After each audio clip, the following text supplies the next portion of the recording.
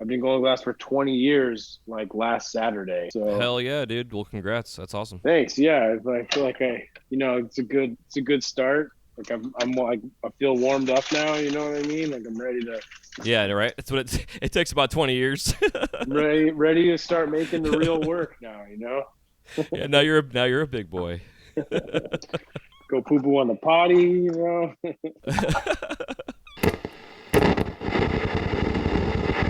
This is the Wise Guy Radio Show, a podcast dedicated to educating and inspiring through conversations with today's top talents in the world of glass.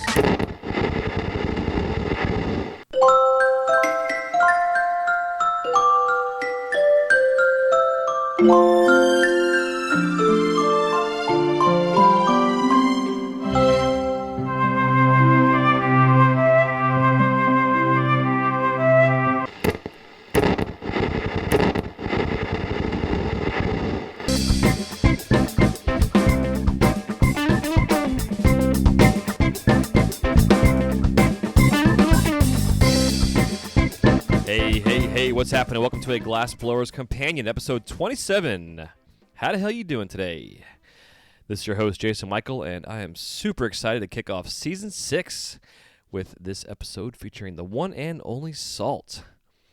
Thank you to everyone who has tuned into the show, shared it with your friends and family, reached out to me with a comment, and to all of our artists and guests who have taken their time from their day to share their glassy journeys with us.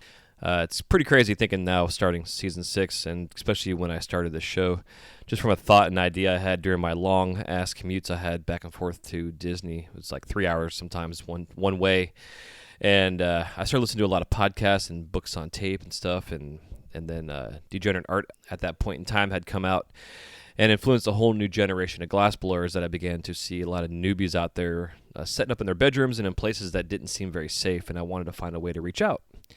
And so I started this podcast as one way to reach out to the artists out there and to the community in general. And little did I know it'd take me 6 years of a journey to where I am now. And those that have been here since day one, thanks for coming along this crazy roller coaster. The show first started off as being a 3-day-a-week show, then went down to 2, and then went down to 1, sometimes once a month, sometimes once every couple months, depending on my schedule. And then we go through a pandemic and everything else, and it's been pretty crazy, and it's been an honor. And again, I appreciate anybody and everybody who's reached out and sent me messages and just let me know what this show meant to them, whether it's keeping you kind of company in the studio if you're working by yourself, or just myself share my own personal journeys, or the artists who have come on to share their journeys and have really made an impact on you as a listener. So it's definitely an honor to have a voice in this ever-growing, beautiful community of glass artists and pipe makers, because this show was initially designed for the pipe community, but my love for the medium of glass in general is pretty significant, and I don't want to just kind of pigeonhole the show to be specifically to the pipe maker. I want it to be to glass artists, if not really artists in general, because I think artists of many mediums can take a lot away from the stories and the journeys that we've been sharing on the show for the last 6 years. So again, thank you so much for tuning in. And again, today kicks off with Salt. For the last 20 years, Salt has pushed the boundaries of borosilicate glass and shown true innovation when it comes to creating functional, smokable works of art. In 2017, representing the pipe culture, the Corning Museum of Glass invited Salt to demonstrate his craft on a live-streamed presentation, and eventually added the first pipe of his to its permanent museum collection.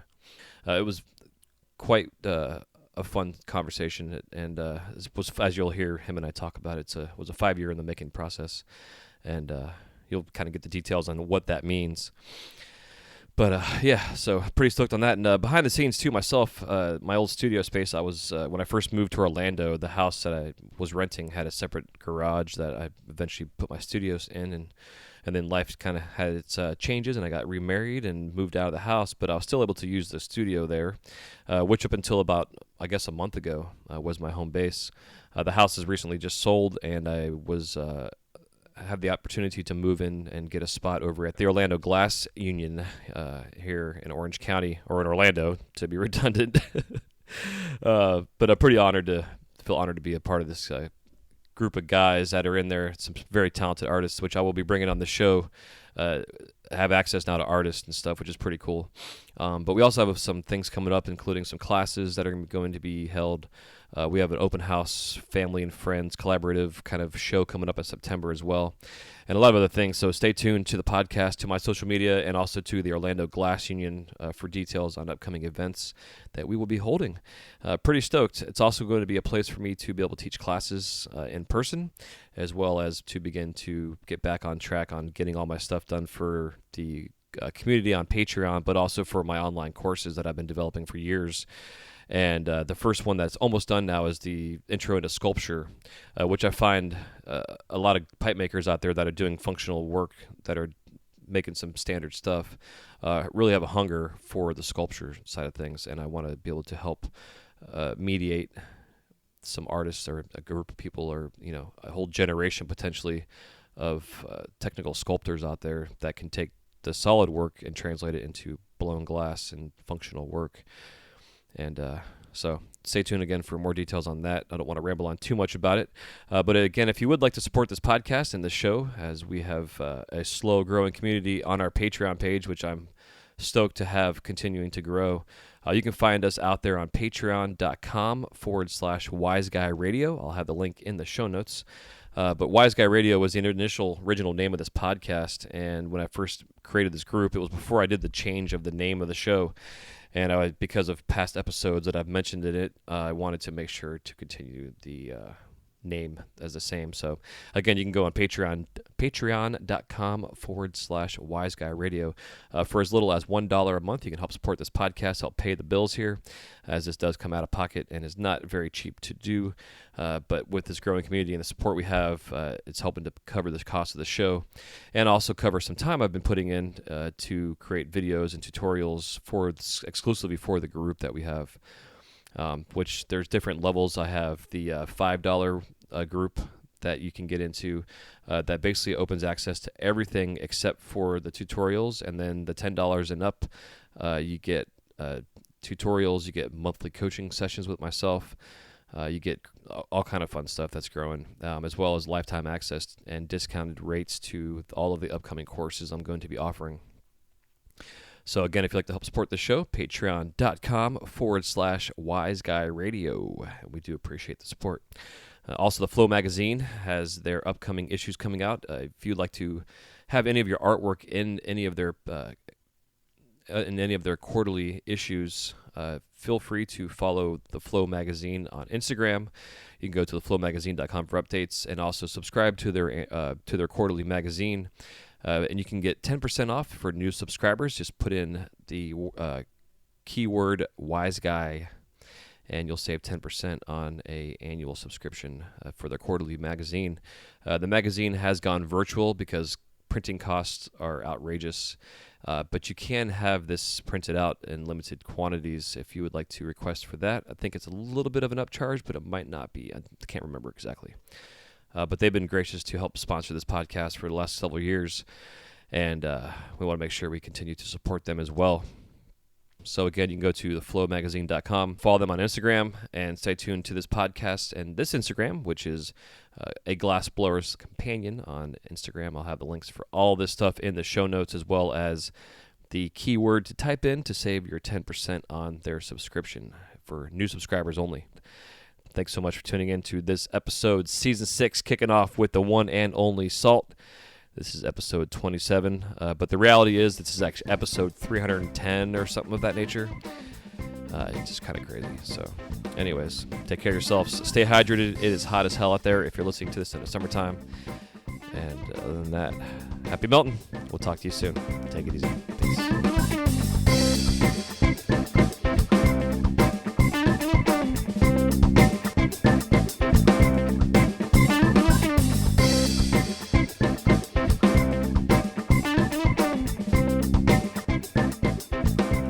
Going on, Luke, and welcome to the show. Hey, what's up, Jason? Thanks for having me. Yeah, dude, good to have you on, man. It's been a long time coming. I know we've talked about this in the past, and some things we'll get into that led to that first conversation, and finally here we are. And I'm super excited to talk to you, man. Like we talked previously, in terms as far as like inspiration for my work and artists that I've always looked up to since I've been doing this since '99. But like when the pipe community really started to get somewhat of a face to itself, your work and yourself as an artist was somebody I really like. I didn't emulate, but I looked up to and like really wanted to refine my skills because I saw what you were doing out there. And then I saw the Smoke Volume 1 book, which I want to get into that as well. And I saw your work in a lot of things. So that being said, dude, I'm pretty stoked to have you on the show. I made a list early on of the top 10 artists I wanted to have, and you're number 2 on that list. So it's Wow, that's pretty stoked. And damn. my top 5 is like all like one basically, but I just had to get you guys on here somehow. So That's awesome, man. I appreciate it. Those are very kind words, and I mean, I don't know. I'm just I love the job, and so it's cool how it does so many things. But one of the coolest things is that it connects you with other people, and so I'm stoked to be here. Definitely long time coming, but man, you just are like we're so cool and patient about it. I probably forgot for like a solid 18 months or something or more. yeah, you and me both actually. So I was glad to see your message and yeah, stoked to be here. Yeah, fuck I'll yeah. try to give you some hard hitting answers. Yeah, man, I hope so because like I look at your overall portfolio in a sense as a well-rounded artist. The things that everything from your hollow sculpture to your solid sculpture, you teaching and being an actual like real teacher in the process. Like I know a lot of people hold classes and do seminars and stuff, and I don't feel everybody out there is necessarily is a good teacher, for lack of a better term. And I think like what you're doing, and because your work also shows it, that I kind of feel your presence in a sense in the community all over the place for people inspiration. So Thanks, it's pretty man. cool. Yeah. Pretty cool seeing this. But before I keep rambling and fanboying, dude, I think it's time for us to get going here. If you want to give us your superhero, go on. So a long time ago, I could blow smoke up your ass all night, dude. But yeah, before I keep doing that, why don't you get us rolling here and give us your superhero origin story and how you're introduced to the flame. Oh, cool. Okay, so I was 20 and going to school at the local community college, trying to sort of figure out what I was going to do when I grow up, kind of a situation. And I was taking basic classes and art classes, like kind of any art class I could get my hands on, which the Austin Community College actually has a really diverse set of classes that they make available to, like in terms of different materials, and there's different types of drawing and painting classes, and it's a pretty good program. They have multiple campuses, and so I got like metal and clay and like I did some actual like throne pottery classes. I took like a straight sculpture class where we were using all different kinds of mediums, and dozens of different drawing classes, like a life drawing a few different times. And I took a printmaking class, I just kind of like a survey of what was out there. Cause I knew enough to know like, all right, if I can figure out a way to be creative, to make a living, like I'll be happy with that. I'm pretty sure like that will make me happy, And so, cause that's really what it was like. It was kind of well, what am I going to do? What do I want to do? And then, it was like, well, how, because really you're kind of part of it is you're asking like, how you're going to make money. But beyond that, I was like, well, what am I actually going to enjoy? And so I had like that much of my compass in place, I guess, but I still had no idea what it was actually going to be. And I like I said, I'd been kind of collecting medium, and this guy I went to high school with, his name is Jamie Fisher, hit me up, and we hadn't talked in a long time. And he was like, "Oh, you got to come check out my new job. I'm blowing glass, making pipes for this guy." And it turned out like where he was doing it, and it was in the backyard of where this guy was renting his place, but it was like around the corner from my dad's house, like where I grew up, childhood home. Yeah, so like in my hood, and I went over there and kind of checked out what they were doing, and immediately was like, of course, fascinated with the fire and the glass and just the whole thing. And plus, like, they were making pipes. So from like a cultural standpoint, I was like, yeah, I'm down with this on multiple levels here, and Yeah, on a definitely. personal level here. And so I kind of like, I kind of just started showing up, and I'd strategically bring baggies with me and just be like, hey, what's going on over here, guys? I'm just going to sit here for a few hours, and I was still taking classes at school, and I had shit. I think I had two jobs at that point. I was like doing part time waiting tables, and then I was like working for this kind of remodeling and building, contractor company that they were kind of family friends. They had done work on our house, and we got close with them, and so they hired me to like dig holes and sledgehammer Yeah. shit, and then carry out the garbage or whatever. And so I was, which I was happy to do those jobs, but they're neither. I mean, first of all, I was probably the worst waiter in the fucking history of Austin, Texas, but but nothing I was like passionate about. And so I kind of I kind of inserted myself into the scene over there and just kind of didn't leave until they let me like try, until they gave me a Mm-hmm. shot. Yeah, yeah. And I signed up for a year long apprenticeship, which was, when I say signed up, I mean it was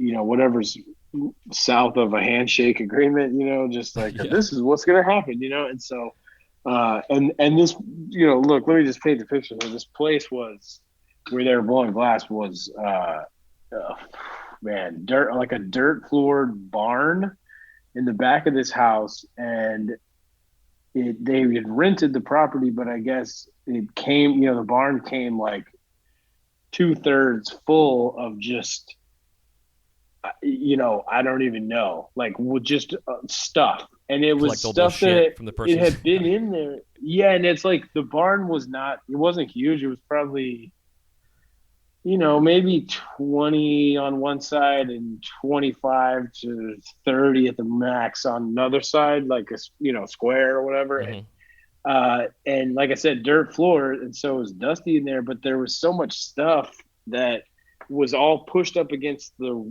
like the wall, like one side wall, and then a back wall. So it made like kind of like an L shape in the corner of Okay. just detritus, and it had all been in there so long that it was all like uniformly the same color of like of dust. I mean, I Some just remember giant like Morpheus fluid kind of fucking sculpture thing or something. kind of, yeah, almost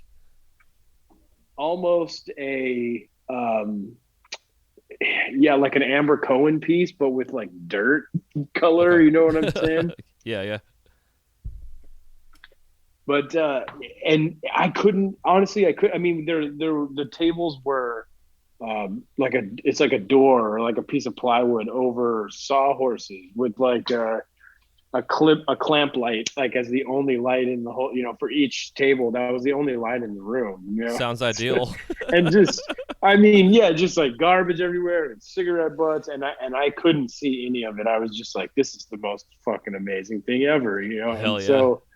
And I just like, I just kind of threw myself into it. I slowly finished my associate's degree over the next, I don't know, year and a half or so, and blew glass the whole time, and quit one job and then quit the other, and was pretty much like making money by the time I graduated. Like not a ton, but I was like, all right, I'm making at least as much or more than waiting tables, and I was making pipes basically. And so that first year, because I did the full apprenticeship, like I like kind of agreed to a year. So I was like, all right, well, I'm going to do what I said I was going Yeah, fuck yeah. to do. But the situation was, it was fucking clown shoes. Like Yeah, this is like a the rough year.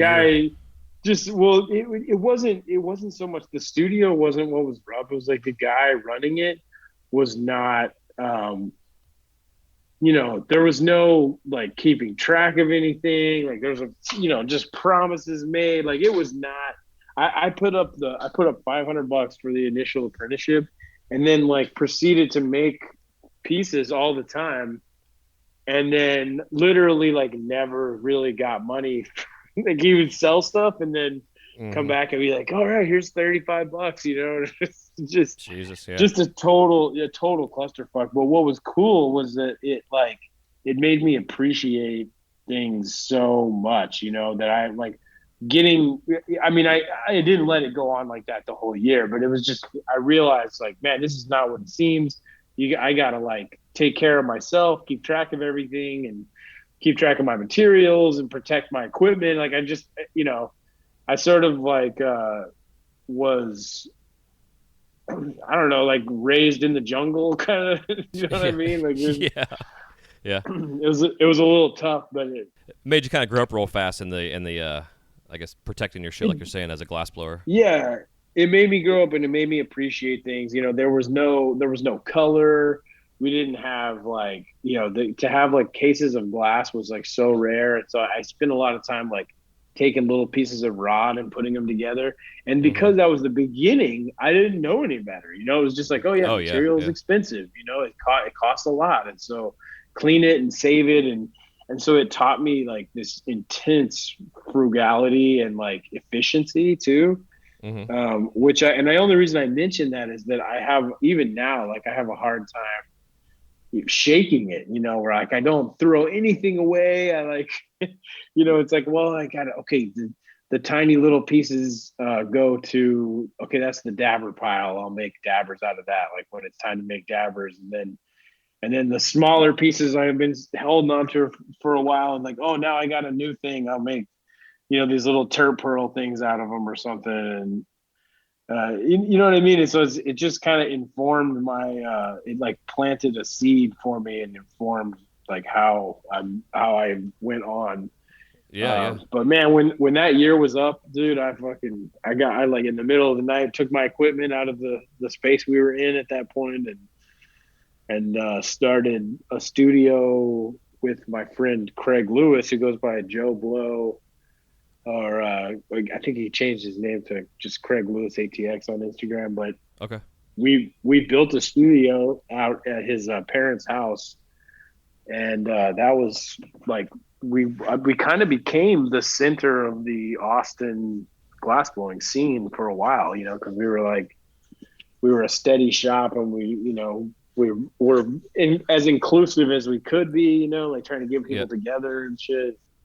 Were you guys like some of the first like a big glass studio? Well, not big, but as far as like a glass studio opening up, because I know Austin's known for its music and the arts and just in general, and being like an eclectic place, to go play and hang out and entertainment, etc. Yeah, we weren't. It wasn't a public space. It was just a private studio, so we weren't like we didn't have like foot traffic. But Mm-hmm. back then, it was more about getting like being able to get together with other people, and actually like because it's weird. Like things are so open now, and there's access to information, and people actually teach classes, and you can go on YouTube, and like it's hard for people to imagine, I'm sure. But when I started, like none of that was available. It was literally like it was hard to find like supply houses, like where can you actually buy material? Like it wasn't, Yeah, I exactly. didn't either. Yeah. I don't know if they even had websites, or I didn't know, I wasn't like big on the internet then, but it was just sort of like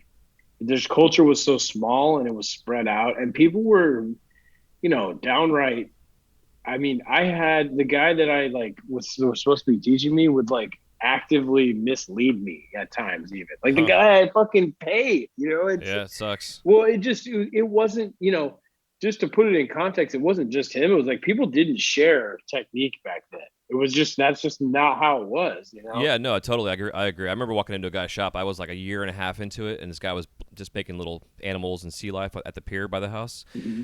And I walked in there and I see him working and stuff, and he's getting ready to go on his break or whatever. And we started talking for a bit, and then he just and I mentioned I'm a glass blower like immediately. But as he's getting ready to leave, and I don't know if it was for security purposes, but I took it as him trying to hide the way his stuff was set up. He didn't want me to see any of his tools or his torch or anything. And then immediately stopped the conversation about the glass techniques and stuff. He was kind of like, all right, dude, I'm out of here kind of thing. And I know a lot of glass blowers that I've ran into over the years were the same way. They just kind of didn't want to talk about the tools that they used or whatever. And like you're saying with the glass, I was using 1-inch heavy wall for probably the first 3 years of my glass career until I got my hands on a catalog on a website and was like, oh shit, there's more than one size out there. Oh man, I know exactly what you mean. Like I remember like the biggest piece of color I saw for the longest time was literally like an inch and a half. And then I Right? Yeah, remember totally. Same with me. I remember seeing a full piece of color and being like, "What the hell is this?" Like, this is Yeah, man. When my fucking first order of stuff, I was just stoked because I was like, "Oh my god, I got all this stuff now!" yeah, And it wasn't a lot. I mean, it might have been like 2 pounds of color, but the fact that of what I had in my hand was amazing. yeah, So true, funny. truly.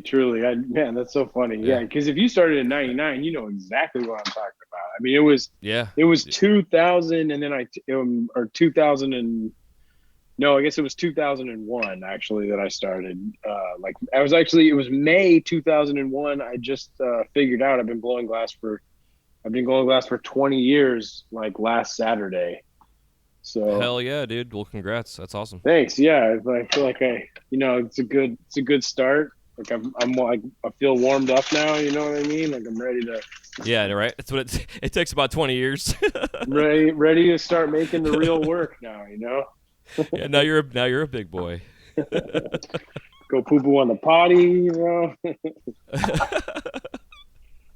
I've got like 3 containers at my hot studio with just full of little nibs of color or clear, some color too, but mostly clear. Yeah. And I actually started using those as my way of teaching because my first lesson I teach my students is to take the little pieces and put them together, and then they take that and they understand center and how to build and get used to the torch and the equipment and everything else, and then take that rod and then ball it up into the biggest blob of shit you can make. Yeah. Until you can't stand it anymore or lose control. Yeah. So it's a good way for me to recycle. But growing up in the early, say, 10 years of this industry, where compared to where it is now, where it was all production mindset, and like, I guess, 3 or 4 years ago now, I had to take 2 years off. Like I went through a shitty divorce, moved out closer to Disney for work at Orlando, and just like took 2 years off making pipes. Like I had to kind of reset my brain from just being I have to make production all the time to I can go out here and make just one piece today. And I did that for a while, and then I just went back to just doing high-end production, quote unquote, in a sense. And then sometimes I do wrap and rake Sherlocks because I like doing production and filling up my kiln. Sure. Yeah. Yeah. Kind of thing. But I totally get that whole growing up within your glass world, because my same way. The guy I learned pipes from had a 16-foot basement behind his house, and it was covered in everything, like you're saying, man. We pulled like a stringer one day of uranium glass across his shop, and like I'm surprised we didn't like burn the place down doing this because of all the shit that he had. But God bless, man, because I learned a lot. Yeah, I mean, you go to these studios that are like immaculate sometimes now, because Yeah, you got cold working and like if you're making drawings, like shit has to be clean. I mean, it's just it just was what it was. But now when I break down clear, like if I get a case of clear, I'll I'll take the tubes and hot pop them in half, and then I like literally bag them in plastic bags, like individually, half a tube, because hell yeah. that way I only have half a tube out at a time at the most, and it just doesn't have time to get all dusty and dingy. And you can totally reuse the plastic bags. It's like a roll of plastic tubing with like a little weird heat crimp cutter thing, and because it's just it's like I just feel like that's the direction things are heading. It's like how clean and perfect can you make it, but Yeah, I totally agree, dude. 100%. thinking back, it's just like it wasn't like that. It was more common to hear the story of like what you and I experienced of just Yeah. like what's the rattiest like barely standing up shed space that we can find in the city. All right, cool, that's a good glass shop. like when I finally learned how to do the pipes and then came back home to St. Pete and I set up in my buddy's backyard, and he had like I think it was like a 6x6 shed, like aluminum shed, and it had styrofoam in the ceiling for insulation. Mm-hmm. And I didn't give a fuck, whatever. So I set up my little bench, didn't have any ventilation in there except for a box fan that was blowing over my right shoulder. And I got to a point where I just like melted the styrofoam in the ceiling. Shit was falling on me while I was working. And eventually I was able to, go buy myself a brand new Carlisle and a kit as I busted my ass in this my own little sweatshop. It paid off in the end. Yeah. Took me, I did it for like 3 months, but those little things sometimes you got to do to earn your keep and then grow and expand your stuff. And then again, Yeah. like you said, man, it makes you appreciate that so much more. Instead of having it handed to you. Totally. And I'm not, no, look, I am totally, whoever's listening to this, like, you know, I'm not trying to be like, oh, fucking, you don't know how good you have it, kid. Like, I'm not doing that, but I do value the, the earning it and the appreciating it time that I spent. I think there's definitely Mm-hmm. something to be said for that, because I get a lot of credit for working hard or working a lot or whatever. And it's like, it involves so much, it's like, hey, I love it, but I just, I have good equipment. I have fun materials to work with. And like, and I know, I've gotten more, by working a lot, you get more efficient. You know what I mean? You get into like the headspace or Oh yeah. whatever. So there's definitely something to be said for just kind of, you know, um, pulling yourself up by your own bootstraps or just, whatever, like sweep a shop for a while and make sure that you're getting the most out of that shop sweeping that you possibly can, soak up the Yeah. info. Yeah. Exactly. Because I have No, seen, I totally agree, man. oh, Go on. Sorry. oh no, I was just gonna say I have seen some people waste opportunities, and I've like and watched it go.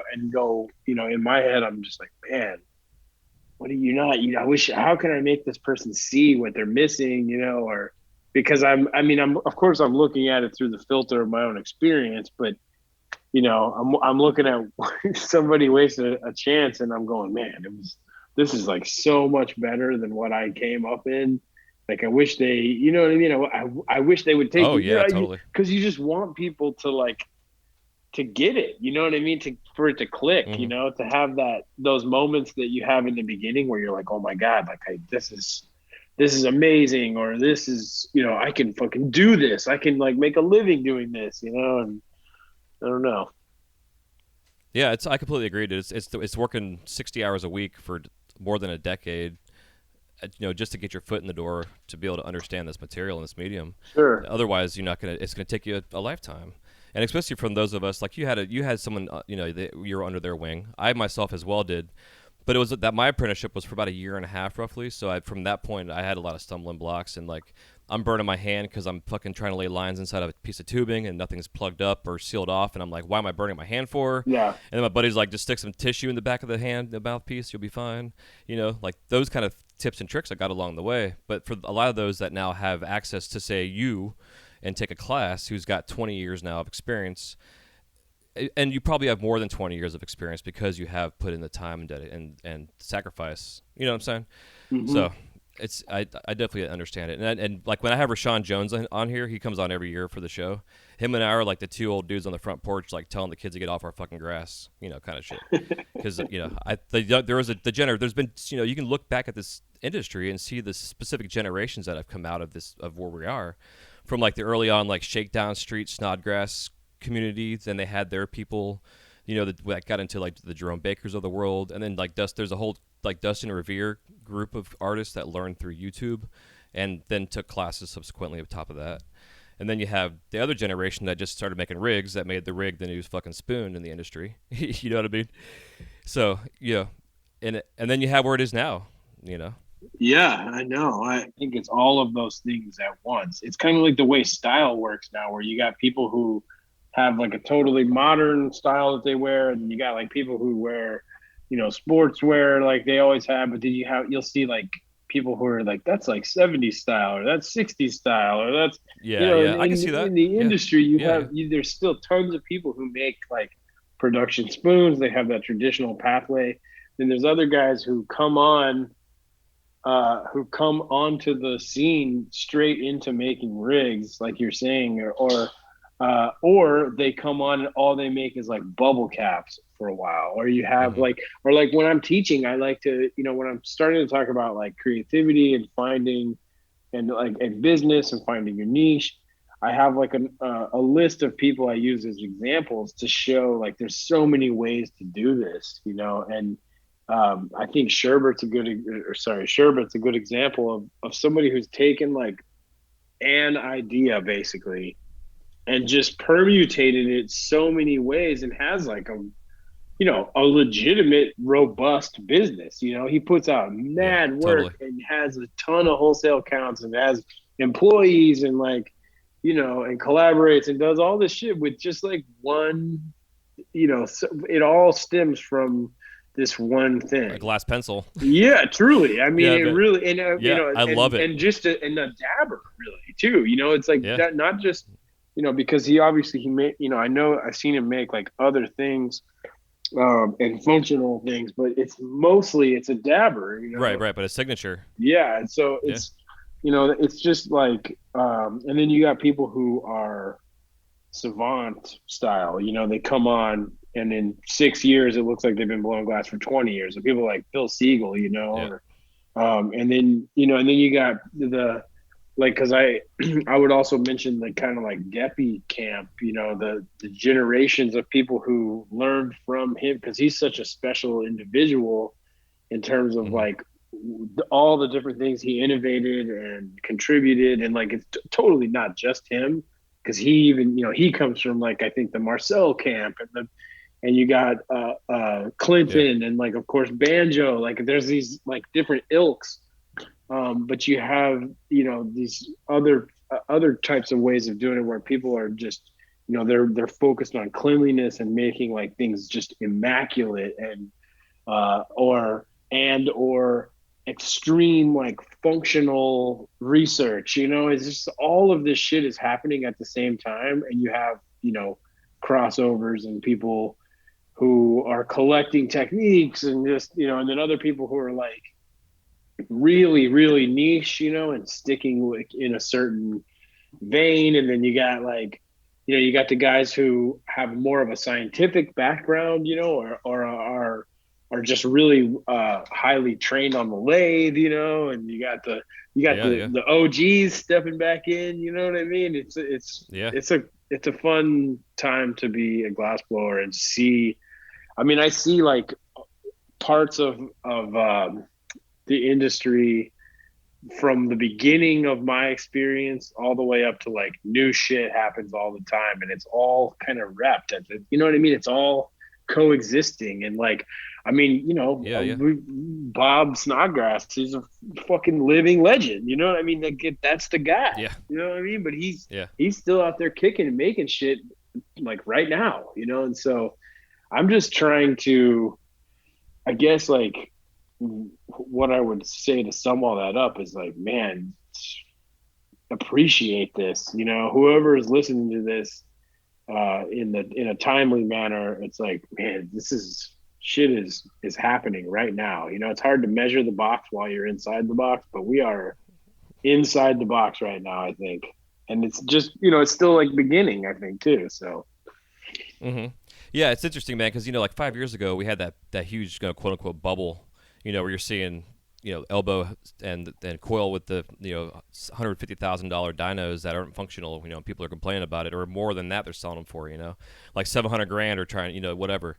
And for me, that's was like this peak in our industry where like the art was being pushed so far.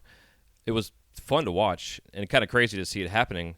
And it may have popped or whatever, but I think what it's allowed it to do is to have all these people all of a sudden like get attention to that and see that, and become inspired.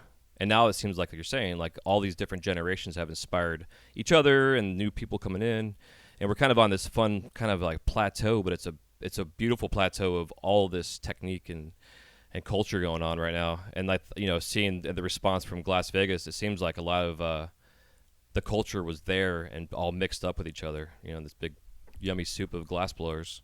yeah, it was actually, that's a good point. It reminds me of that Sue Ellen Fowler was there, which was Yeah, I heard that. so Yeah, yeah. cool. I mean, I had never actually met her in person. Of course, I'm familiar with her work, but it was pretty sweet to meet her and see her. She brought I mean, more than a handful, but like a half a table full of the things that she makes.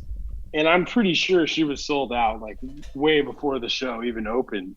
Yeah, I heard. Yeah, that's what I heard too. Because I mean, I Day know one. I went and scooped a few things. Like I tried not, I was like tempted to just go crazy, but I was like, no, I know other people are going to want to get in on this, and I got a couple things, and then even after that, I think it was Punty. I saw Punty later on. He was like, oh, I heard you're the one that scooped up all the Sue Ellen Fowler stuff. I'm like, no, man, wasn't even me, man. Brandon was there first, but it was just cool because I'm the kind of guy that I just personally like that historic factor, the lineage and everything. And so Hmm. seeing her and knowing, just knowing like having been someone who I did this job for so much less than is available now to me. And I was so happy to do it. And I've had, been through all different kinds of hard times. And so to see Sue Ellen and go and know like, I don't need to know anything about her business to know that like it would be so cool for her to just sell out like that. You know what I mean? Like Oh yeah, to yeah, yeah. come in and have it's like because people can come up to her and be like, "Oh man, it's so cool to meet you and thank you for everything you've done," but to on top of that be like, with I don't know, it's a different thing. Like to having appreciated this thing so much whenever I wasn't making money, and now like I'm with my friends and contemporaries and people I've looked up to, and we're all successful too, and so that's like it just adds a dimension. It was always Yeah, yeah, yeah. we were all happy, just kind of tooling along. But having Sue Ellen there, it's like you should get in on this. You know what I mean? You need to be. Hmm. These tops that you make are fucking awesome. And like, hey, guess what? It's also a carb cap. Like, you know what I'm saying? Just get in here, girl. Like you deserve this. It's like you help build this one way or another. And Yeah, so I don't know. yeah, totally. I love it. I know. I I'm all agree, dude. I for was it. the last like 2.5 years or so. I've been doing this brief history of glass, and just like I got into the color area and doing some research on her and her background and stuff, and just going through her work. And yeah, she's definitely a huge part of why we have the color palette we have now. It's just from her beginnings of what she was doing, and then seeing it growing outside of that. And I interviewed Wesley Fleming a couple of weeks ago, and we were talking about her and a couple other artists that were not really in the pipe community per se, but are definitely inspiration in the industry from their art, and then seeing them making pipes, and not making pipes a lot, but making here and there just because they can, because they're fucking super talented. Sure. And I can appreciate that. But like you're saying, though, that she may not be making carb caps, but we all know that those tops can definitely be making amazing carb cap. Yeah. Yeah. I mean, I got one. So I've carved or capped the carb or carved the cap or whatever with one already. So hopefully Hell yeah. it wouldn't bother her. I don't think, but yeah, it worked like a champ. Yeah, So it's so funny. Hell yeah, man. So we just covered a lot of stuff, but to back up, so early on you're making pipes for this guy, and then you got your own studio. So at that point in time, when you guys were set up in Austin, how did you go about selling and marketing your work and getting it out there and paying for your space? so I was kind of under the thumb of this guy for a while, but he had accounts with some local shops, and then in the middle of it, he got another young person. He was kind of good at collecting new apprentices. I'm making air quotes that you can't see right now, but Yeah. somebody came through with some family money, and he got the guy to give him like 30 grand or something, and they actually opened up on the drag, which is like some of the most coveted and expensive commercial real estate in Austin. And it only took about 6 months from them not paying sales tax to shut it down. But for the last few months of my apprenticeship, I blew glass on the drag, like in this little just fucking box that we built, basically with like glass sides on the, or had like windows in it so people could watch. Oh yeah. I blew glass and sold stuff out of there for a while. But when I left, I had a couple of accounts in town that like people knew, you know what I mean? They knew I could make certain, like back then it was kind of all about inside out spoons. That was Hmm. like a huge part of the market. I mean, it still totally is now, but it was like the That ability was a to make thing. a nice, yeah, I mean, the ability to make a nice one meant that you could make a living. You know what I'm saying? Like Yep. that was what the shops wanted. And if there were certain, I knew if I hit certain price points with inside out spoons and I learned how to make twisty cane, latticino or whatever, and Hmm. filigrana and like ribbon cane and flat cane and like layered stringer. Like, oh yeah, you remember the like throw some cobalt four over like star white, Oh yeah, yeah, totally.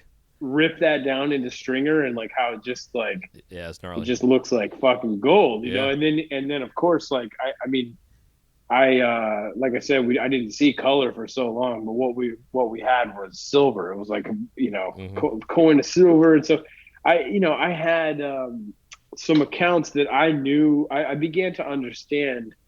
I think early on I understood. Okay, the way to do this is to understand what the shop needs and then fulfill that need. Yeah. And because that's a foot in the door, and you show the shop that all right, I if I'm paying attention to what you need, then you're going to pay attention to me because I know that if you make money off my work, like you're going to answer my call, you're going to pick up the whole case, you're going to spend more money or whatever.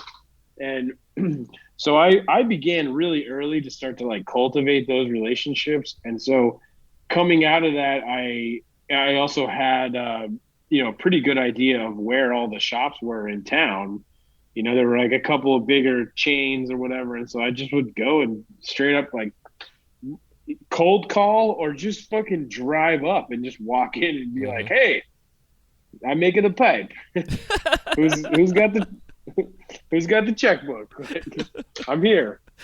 And I also, man, I learned really soon too that just with like minimal effort in this industry, it's different now, but it still kind of applies if you're comparing us to like actual people that do real business. Or I mean, not Hmm. that doesn't sound right. It's not that we don't do real business, but just I know what you mean though. I remember I used to walk in with a sales book, and the shops would be like, "Oh shit, dude! Would you go to fucking Harvard or something, bro? Like you I got the sales book. Oh, dude, Damn, it's like so funny you're saying that because that like the first part of what you're saying, everything about it is exactly what I preach about on this show, man.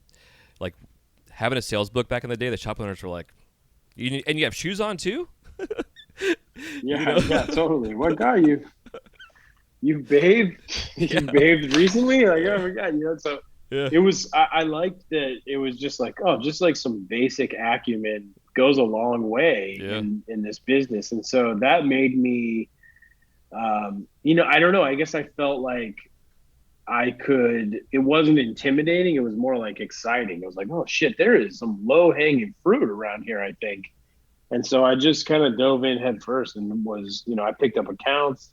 I had like I still have some long standing relationships, with people who are at this point more friends than anything. Hmm. And we still do business too, but yeah, this one place, Pipes Plus, they were also on the drag. And I mean, I don't know what it is now, but the drag is like you got 50,000 students in UT every semester or something, so it's like to be down there on campus means like you pretty much have to be trying not to do business, like they were selling a lot of pipes down there. And so I, yeah, I kind of anchored to like a couple of those accounts, and then they let me just I could experiment. You know what I mean? I could literally go in and be like, all right, here's a bunch of what I know you're going to buy, and now here's you want to take a chance on some stuff. And I just kind of kept like widening my space in the shop. Like, Hmm. oh, I got a shelf now. Like, oh, I got a shelf and a half or two shelves. You know what I Yeah, oh, mean? yeah, totally. Yeah, you're taking up their own little real estate on the shelves. Yeah. Yeah, and that shit's worth it. That's Yeah, that's the way to go about it. And I like that you're talking about too, like fulfilling the needs of shops, man. Because like a lot of times artists move around the country and they go to a new space and they don't know anybody there, glass blower wise. They don't know any shops. And the best thing you do is walk into a shop, not tell anybody you're a glass blower, and just look around and see what the fuck they have, see what their prices look like. Yeah, You know, you yeah, could totally. bullshit with whoever's behind the counter, get a name, write it in your phone so you don't forget it, and then come back like a week later with some glass and of shit that they don't have on their shelf.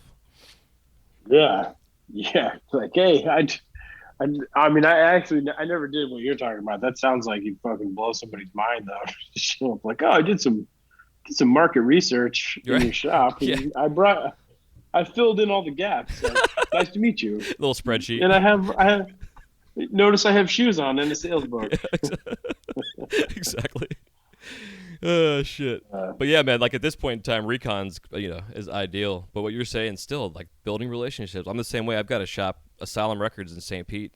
They were the very first shop that I ever sold to, man. And it's been 21 years, and I could go in there and bring John a couple pipes. He'd buy some shit, and instead I'd be like, hey, let's go grab some pizza or get a beer or something. So yeah, it's pretty oh cool yeah. stuff. It's neat. So then at that point, man, so you're making, the inside outs and stuff. Was that experimentation point in your career and in your life where you were starting to kind of play around and find your voice and the kind of the direction that you wanted to go as an artist? Because obviously now, knowing your background and taking all the multi-mediums that you've done, glass obviously is your medium in what you're doing. Um, is that where you started to kind of experiment with shit? Yeah, I mean, even right off the bat. So actually, I should tell this story of at 16-ish. I was either 15 or 16. There used to be this show called Wild On, and it was like a travel show. They had like a model that would travel around to different cities, and then they would like kind of have her go and check out food and like shit to do, and it was more like to be like, hey, these are places you should check out, like, look, this is, destinations or whatever. But they took her to Venice one time, or maybe it was actually Murano, I think. And they had Lucio Bubacco uh, blowing glass, or not blowing, he was sculpting. Obviously, he's solid, but they basically this model strips down to like her panties, and is like, she's like posing for him, and he sculpts a figurine, like based on her pose out of clear, I think, and like blue. And I remember like they specifically showed like him making like a calf muscle. He's like got a big dollop of hot glass, and he attaches it to where the knee joint would be, and he kind of like pushes up and collects the material up, and then moves the heat down below that dollop, so that when he stretches it, it tapers off into where the ankle would be, right? Mm-hmm. I mean, I still I don't know how accurate the actual imagery is, but I can still like picture this shit in my mind. Yeah, I can And that picture it. was, I mean, I'm fucking 40, so that was 24 years ago or whatever. But it really stuck out in my mind. And so whenever I went to go, oh, and the other thing was that when he's done, this model, like still half naked, walks up and is like, "Oh, Lucio," gives him a big old hug, and And I remember at 16 being like, damn, I'm blow some glass up in here. This is like a cool job. So when I got the chance to do it, it was actually an old girlfriend that reminded me that I did this. It was like in the first couple of like times on the torch, I took some 4 mil and did like a figurine that was, I think, dunking a basketball, and it was, Nice. it was like one thing, but like, don't touch it or it'll fall, it'll fall apart. But I was trying, but then it kind of, those things are dormant because you're just like running around trying everything that you can think of, everything you see, like you want to, like, oh, let me Oh try yeah. that, let me do this. And there were, I mean, I can remember being 6 months on the torch. I took a trip to California, and I remember like hit the road with some pipes, ended up stopping in like Flagstaff and like cold calling a shop, walked in, sold them what I had, money in my pocket, and like feeling like, all right, I know how to do inside out and outside. So I like got it. I know how to do everything there is to do. It's just fucking. I just gotta get better and Yeah. better. And then I walked into a shop in Hama Circle, which is I think it's in Santa Monica, and there was a shop called Chronic Creations that was owned by, might still be owned by this guy Charlie, who owns the brand Medicali. And this is before that. He had this shop, and he had Scott Deppie pieces. He had some early like Darby Holmes work. He had like Ham Brushland. He had the actual like cactus piece. It's like to me is a famous piece of glass that like it's Ham's one of those guys that like was making hyper realistic glass pipes like before anybody knew anything. You know what Yeah. I Oh mean? Like yeah, just totally. so far back. I mean, Yeah. they had these giant like Marcel pieces. There was this giant. It almost looked like the Starship Enterprise, but it like spelled out 420, and it was like feet across, like huge. Huh. And then and especially like these Scott Deppie pieces, the Jerry Bear slide rig, which is still around in a private collection. But I mean, just It's pieces amazing. that even now today would stand up to like as one of the heaviest pieces of glass ever made. And Yeah. I walked into that shop like knowing absolutely nothing, and then having my mind just completely blown. And so I spent a whole period after that just like really on the exploration. Like I'm just gonna. I mean, I was all into the production because I understood that that's how you learn how to do something. But I was also like, I just want to try stuff. And so I kind of like at that point, what I was going to ultimately be was, you could find maybe some little implications here and there. I've got a couple pieces of glass that are definitely they're sculptural, or they have like an attempt at a face, but they're way pre salt. And so it wasn't until, I mean, honestly, Operation Pipe Dream uh, really changed a lot for me. Like I would not be salt or have gone quite down the path that I did without that happening. Which I don't. I'm sure you know what that is, Oh but I don't yeah. know. Oh yeah. Yeah. We talk about it a lot in the show. How. Oh, nice. Okay, so then most listeners probably know that it's like when the government basically said like, all right, this is illegal. They put Tommy Chong in jail. And so that was like a big deal for us small pipe makers because it was basically saying like everything I had invested into this was now in jeopardy. Yeah. And I was super bummed because I was ready. I was already all in, and I was just going to keep reinvesting and learning. And so I got worried, and I basically, like, I sold the idea to my dad and mom like, oh, okay, I'm gonna blow glass and make pipes, but I'm gonna learn how to do this too, and I can make other stuff too. It's not just gonna be like I'm not. It was kind of hard to sell the idea of what I was going to do to my parents. And I'm like, yeah, I'm going to go, to this hippie in a barn around the corner. Like this is my career. But I was like, yeah, but this is just the seed. And so Mm-hmm. I kind of went into that like full steam ahead in many ways. And so I began to branch out quite a bit. And so I did like local little Christmas fairs. And at this point, it wasn't just it was like we were a crew. And so we would try things together and like, all right, let's split the booth fee for this little, Christmas show in Buda, which is like a small, little tiny town south of Austin.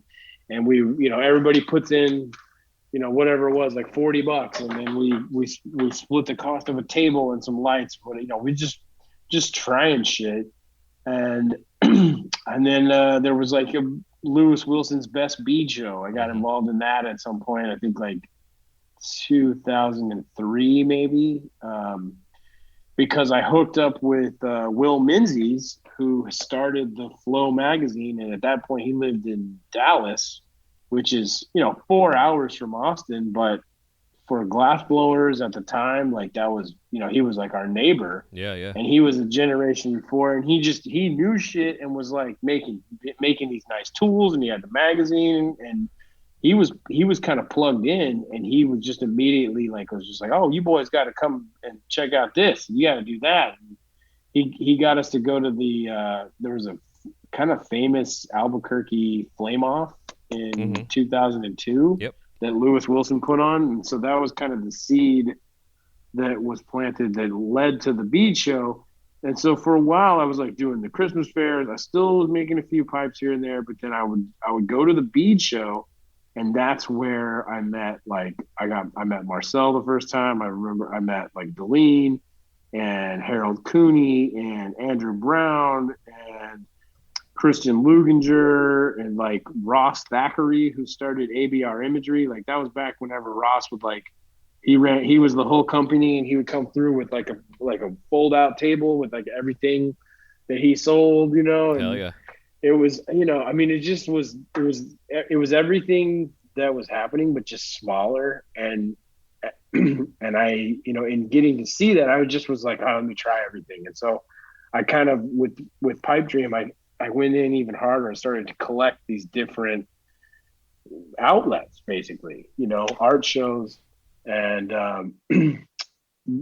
different objects to make. Yeah, and you're diversifying yourself too. Like it's like it's just not the whole putting all your eggs in one basket gimmick. Totally. I mean, it was about survival. Yeah, yeah, exactly. Yeah. It was definitely, I mean, at that point, I think in retrospect, it probably would have been fine, but it was totally about survival. And then the other boon that I had was I have an aunt who she used to have a jewelry company, and then she switched to like a lamp company. And at some point, I think probably like 2004, maybe 2005. It's hard to remember exactly, but I started to make glass pieces for her lamp company. I'd basically make like big hollow beads, so where it has a hole on either side and they're lined up. Yep. And then they would go in, there'd be like a piece of metal running through the whole lamp with the cord running through it. But she would build these lamps out of wood and some of my glass and like whatever. She had it all figured out. So I learned from that. I got that was income that was not pipes, but I learned a bunch of shaping from that, and how to predict my lead time, and like how to properly pack and ship stuff, and just like, she was serious too. She would not, I couldn't, there was no like, oh, I fucking stonered this one, like she was on me and shit, you know what I mean? Yeah. Which was great. It was like more of that kind of like tough, bootstrap shit. Yeah, teaching the discipline too. Yeah. And so this sometime after Pipe Dream, I think this was '05. I had been working with her, and for her, making these things. And she was like, you know what? I'm done with this lamp company. I'm going to move on to something else. But why don't you? I'm going to do one last show and sell off my inventory. Why don't you come out fly out with me, and you can bring some glass. You can bring some small stuff and sell it from my booth. And see if you can take some orders. And so I was. At that point, I had been making like rings and bracelets and shot glasses, I think, and so I was like, all right, these are three things that are, I probably had some pendants too, just shit that I could carry in like a backpack, basically. And the show that she did, it was a wholesale show called the New York International Gift Fair, Okay. which is like, as far as shows go, like having done like, bead shows and fairly big shows for our industry, like like you just mentioned Las Vegas, or and I've done champs a bunch of times, and just of the age, of course. This show was in, I think, like 6 different locations at the same time, and I'm talking like Jesus. they have it. Yeah, my part of the show was on what's called the pier, like along the West Side Highway in New York City. They have these piers that are set up for like large container ships, and a lot of them are just like loading docks, but they do these, they do trade shows and other events in some of them sometimes. And I was on pier 92, I believe, and or maybe it was 94, I don't know. But a fucking huge building. I mean, like you could hit a golf ball inside of this building, kind of size, right? Wild, yeah. And and that was, and there were like multiple piers, and then they also have the biggest part of the show was at this thing called the Javits Center, and that's like, I think it's something like 4 or 5 levels of a room the size of, like, big enough to hit a golf ball in, and then walk up to it and like hit it again a couple more times, and then another like 4 or 5 levels above that of just like smaller. I mean, it was too big to see in like to see everything in a week. You know what I mean? Just Yeah, like it's where crazy. you want to buy furniture or bed sheets or food, like kitchen items, or just like anything you could think of, and just on the biggest scale. And so I mean, dude, I was in way over my head. I had no Oh, idea it what the sounds fuck totally overwhelming I was getting into. with your little bracelets and shot But glasses. yeah, but Jeez. I had her to guide me, Uh huh. too. So I was like, all right, whatever, I'm going for it. Yeah. And I took like $10,000 worth of orders, which at the time was a lot. I Yeah. mean, especially, we're talking $10, $20 at a time, so it's a lot of That's pieces. awesome. But I was like, fuck, man, what's up? Sign me up. And so she hooked me up with the show management, because at the time, like, because of the economy or whatever, like, it was really hard to get into this show. And I'm talking like, it was something, I think, like $35 a square foot or something by the time I finished doing the show. So like a 10 by 10 is $3,500. Yeah. And then on top of that, you got to pay for electricity, and then you got to pay, like, if you have more than, like, I remember I had a bunch of lights that I brought, so that the glass looked good. And they used to make me pay an electrician to come and like make sure I plugged everything in right or whatever. I mean, it was, and then it was like, oh, you got your crate here, like there's the shipping for your crate. And then I learned about drayage, which is like, okay, the crate's just outside, it's like, 2 football fields away.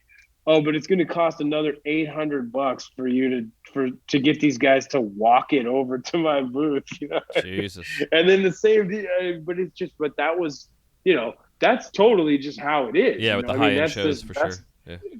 well, it's just, yeah, it's normal. It's like how it's just how it is. But I just remember being like, oh my God, like, what the fuck is this real? And just kind of learned all that shit at once. And they gave me, because like I said, she was done with the show, but they gave me a booth. And the next year I came back, and the booth I had was like, it was probably like the worst booth in the entire show. Mm. Like, there were definitely, I mean, I learned the politics of the show. They were just sort of like, oh yeah, everybody, you gotta like pay your way in. And I told more people where the bathroom was that show than I did like actually make sales. Oh man. But I kind of like, I had, at that point I learned like a little, it's just all about being the squeaky wheel. And so I was just like, yeah, I don't know, I just didn't really do any business. I'd love to come do the show, but obviously I can't come and not make money. And so I worked it a little bit, and then the next show I had a good booth,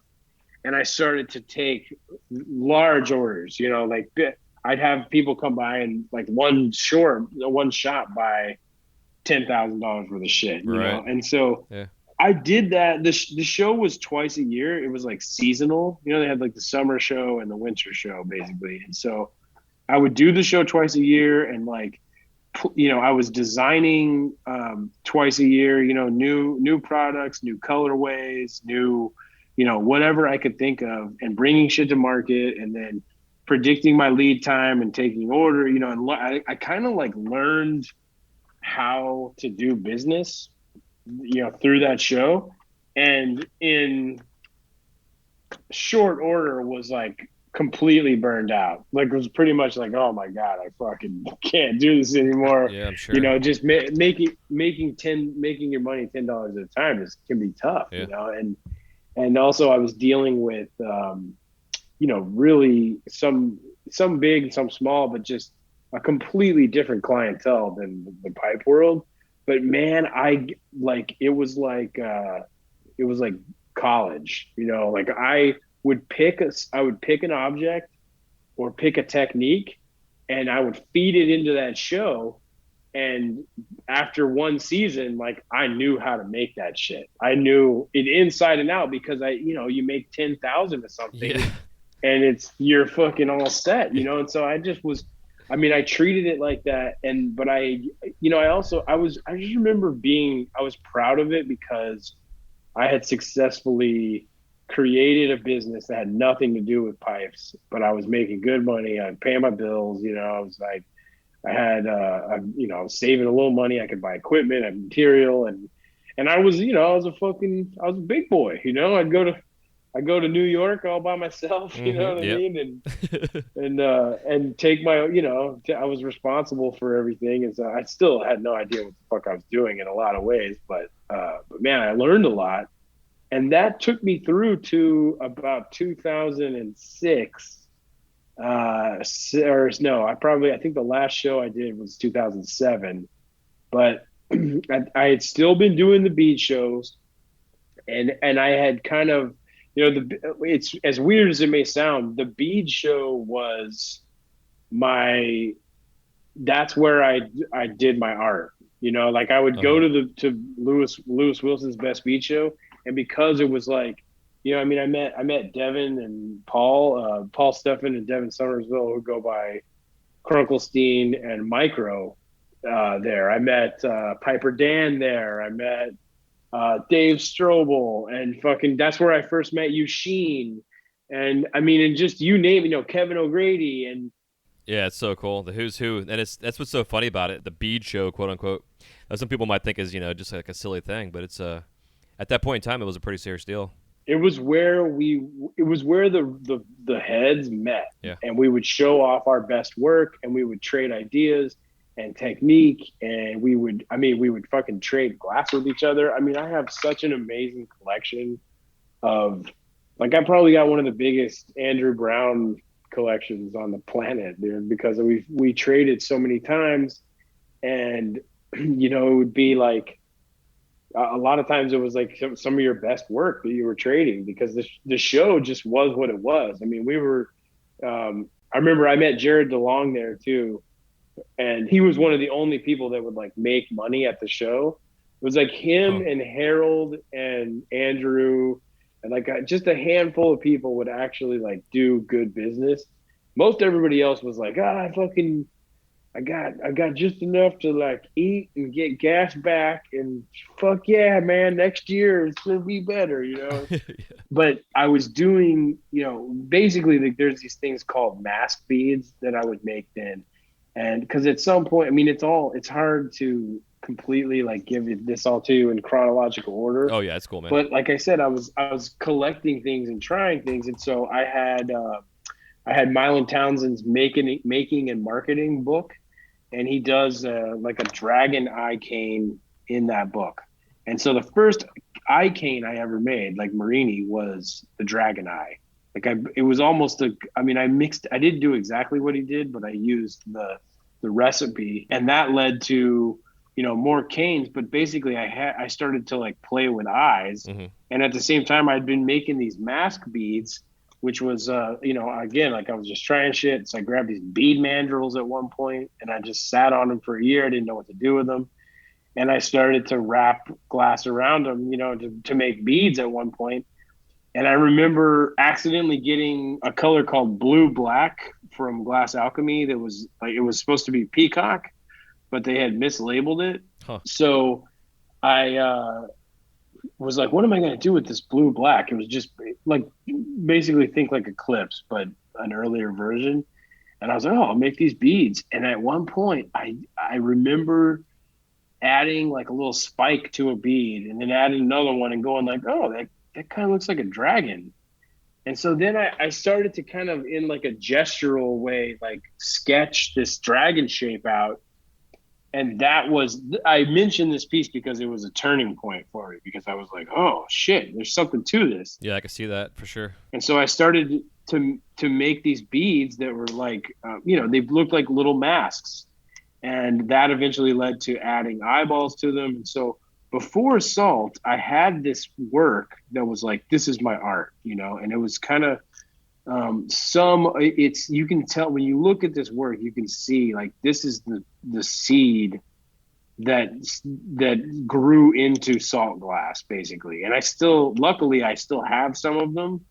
But a lot of them got traded away to like, I mean, I know like at least one point Marcel had one and Harold Cooney and like, I know Jared DeLong has, you know what I mean? Yeah, Like they're out there, that's but rad. they're like, I never sold very many of them. I sold like never enough to like make a living, but it was just like, oh, this is my art. I'm doing this shit for myself.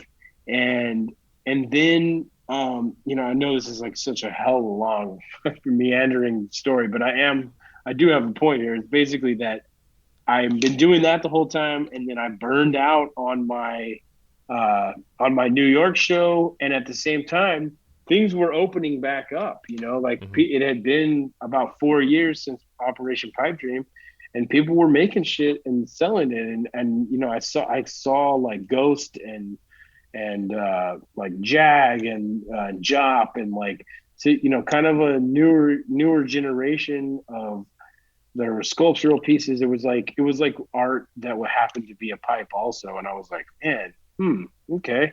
And then the rest of the kind of inflection point for me is I watched this documentary called Style Wars, which it's about the graffiti movement in the late 70s, early 80s, especially. It kind of gives you a little history, but they're interviewing these artists that are still painting the subway trains, because that shit doesn't happen anymore now. Hmm.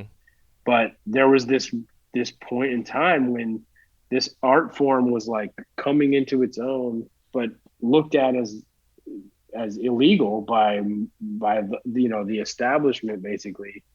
But there were all these young people that were putting they were like not just like making the work, they were fucking hopping fences and I mean it was is involved. You know what I mean? Yeah. And it was literally there was just a purity to it and a street element to it and a kind of I don't know, like a vibe that I resonated with. And as I'm watching the documentary, and especially as it ended, I felt this sense of nostalgia for this art form that I was like literally, being born as it was kind of being pushed out of its origin point, where they were, you can't pay subway trains anymore. It doesn't work, Right. and so uh, it's I felt this deep sense of connection to it, and then realized that what I was really feeling was that pipe making is that for us, for our generation. It has all those same elements basically. And man, I just because I had like turned away from pipe making in order to protect myself, and then seeing things opening back up and have been developing my skills, and then burned out on this other thing, and then all of a sudden in that moment appreciated pipe making so much, like just like, oh my god, like this is my I am this is happening right now, like I'm a part of this culture. I'm in it, and I can appreciate it the way that I feel for this graffiti. Obviously graffiti survives, but it was there's this, if you watch the documentary, there's a sense of loss, that they didn't really appreciate what they had Huh. Interesting. when it was happening, Right. and so I was just like, man, I felt just so profoundly connected to pipe making in that moment.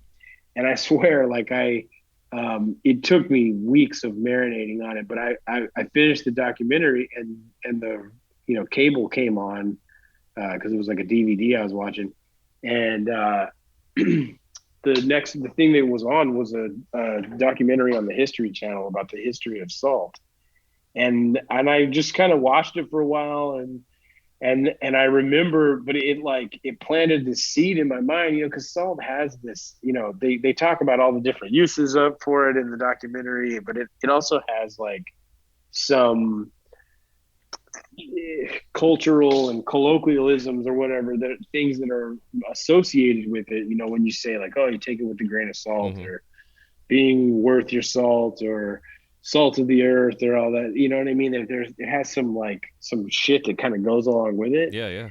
and and at the same time, I was like, all right, well, I want to come back into pipe making. I want to do it again, but I was still a little worried too. So and it wasn't, it was one of the things that you would do is you'd have a pipe making name. Like a lot of people didn't go by their names necessarily. They would go by a nom de plume or whatever, Yeah, an right? And so alias. yeah, and so in that moment, I was like, all right, I think I'm gonna like pick a name. I'm gonna go back into pipe making. Like, what should I be? What should I do? But I knew I didn't want to like because the temptation at the time was to be like, all right, what sounds cool? Like what's gonna like what's gonna make me sound cool, basically, Mm-hmm. to put it simply. But I didn't want to just do that. I was like, man, this needs to mean something to me. It needs to be and I decided it needed to be a reminder of like what I was about.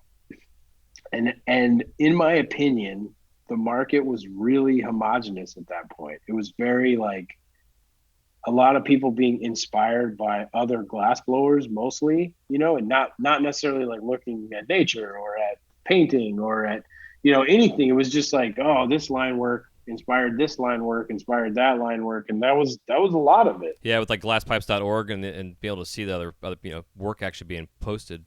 Yeah, well, people were. It was in retrospect, people were studying. They Yeah. were. The culture was figuring out like what it could do. The medium was being pushed heavily, Mm-hmm. but it was being pushed mostly in like a set of established highways. And I was, I wasn't as interested in that style of work. I was more interested in sculptural application anyway. But I also was like, I want to be different. I want to add some flavor. You know what I mean? Mm-hmm. I want to come in and be as good as I can at this and make some noise and make a splash. But I also like, I don't want to, I'd had a lot of different experiences meeting other people. And sometimes you meet somebody and they're cool, and sometimes you meet them and they're not that. That's just, I mean, it's like anything, it's like some people are not as approachable, or some people just are, maybe I caught some people in a bad mood. But what that did was let me know, like, all right, I don't want to do things that way. I want to do things this way, And so I was intentionally trying. I mean, maybe because I knew something about myself at the time. I'd like to think I've grown as a person now, but um, I think I knew that I was going to need to, like, I wanted to be as good as I possibly could, and I wanted to inspire people the way that other people have inspired me. You know what I Mm-hmm. mean? But I also knew like I might need to check myself periodically too. You know what I mean? It's not like get up my own, too big for my britches or whatever. And so salt represented like a reminder of not just like what I wanted to do, but kind of how I wanted to do it. And so, because like I said, it's like take it with a grain of salt, salt of the earth, and That's so perfect.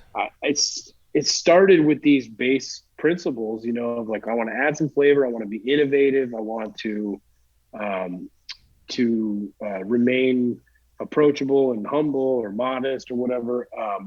But also, I want to preserve, like in my mind, this appreciation that I feel in this moment for pipe make, like that coming back to home feeling and just being so connected to the culture and realizing like how special it was, how special it could be, And so, and of course, salt is a preservative. So I was like, ooh, yeah, this has got layers, Like Mm-hmm. I can, okay.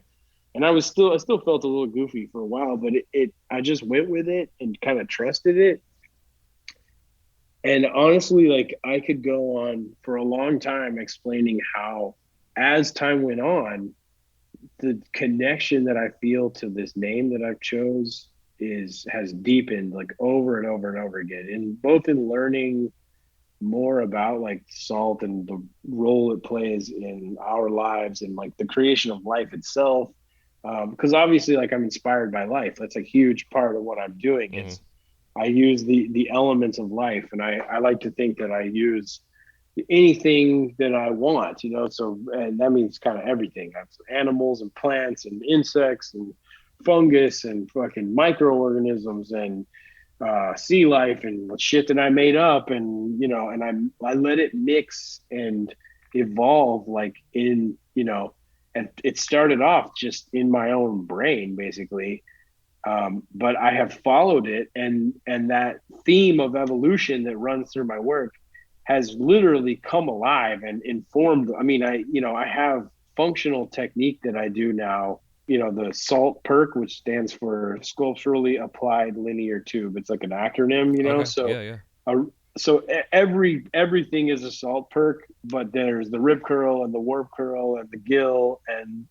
the Sir curl, and there's all these different permutations of it, but it all comes from this basically this sculptural problem solving of functionality that I found in the most organic way possible. Like it literally evolved out of the necessity and the development of my skill. You know what I'm saying? Oh Like I yeah, kind of totally, like dude. it just kind of happened, and so Yeah.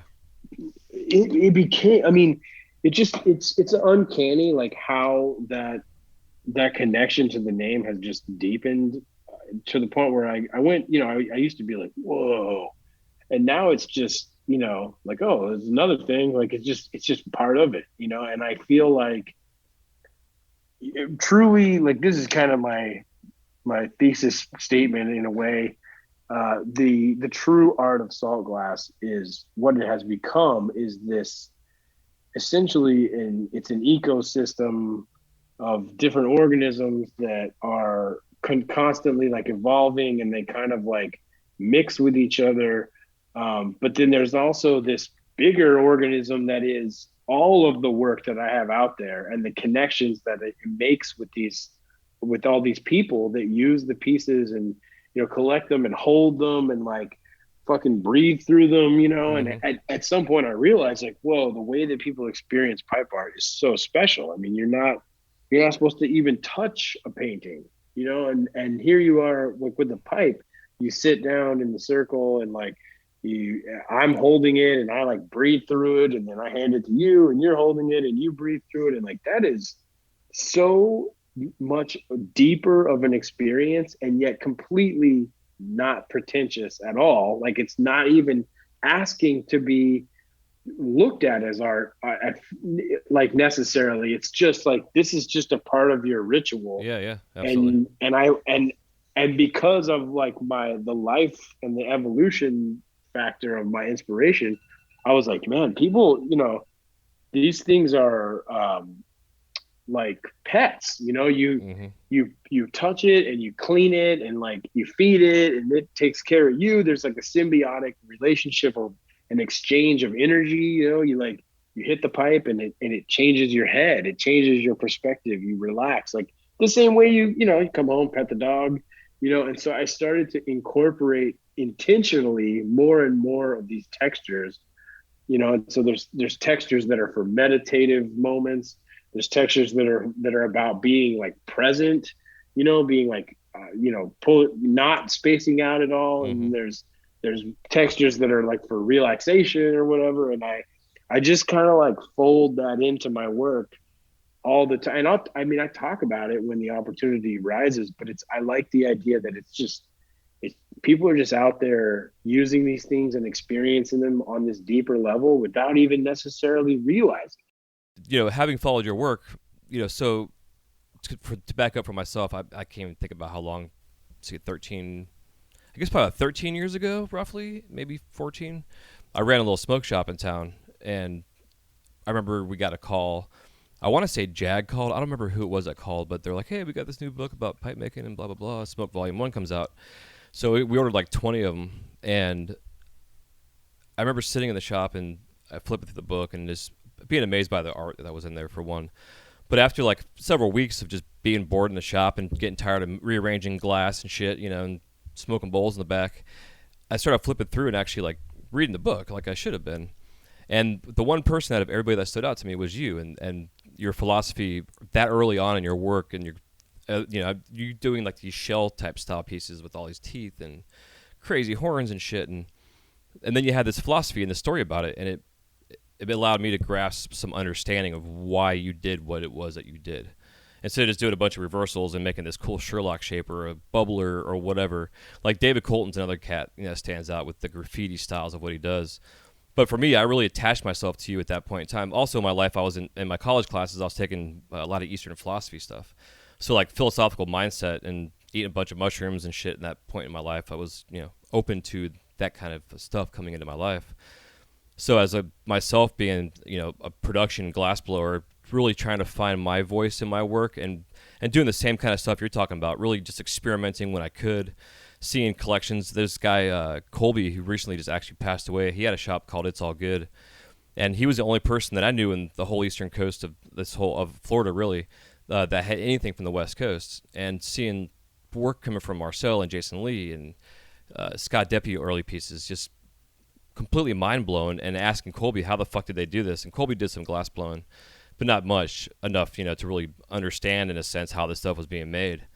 But I'd go home and try to replicate it or experiment and break a bunch of shit and not make any money in the process, But seeing your work, though, and then the philosophy that you had made me step back to think about where I was in my glass world and the points of attack I wanted to go with it, and the story I wanted to tell as well. And I loved telling stories in my stuff and my stuff at the time that I was making. And I think you weren't necessarily like one of the first in the community to have a philosophy behind their work, but from what I was exposed to, it seemed like that's how it was. I mean, partially, again, why I just completely attached myself onto your work, seeing the evolution of where you went through now with the water pipes and the perks you're doing. But I always wondered where all the textures that you've been doing over like the last 5 years came from. And hearing that, dude, it's fucking rad. Understanding the different textures and why it's there. I know Inside Out Glass early on, seeing like my first Inside Out spoon and just being baked and sucked into this fucking Inside Out spoon, so much to see.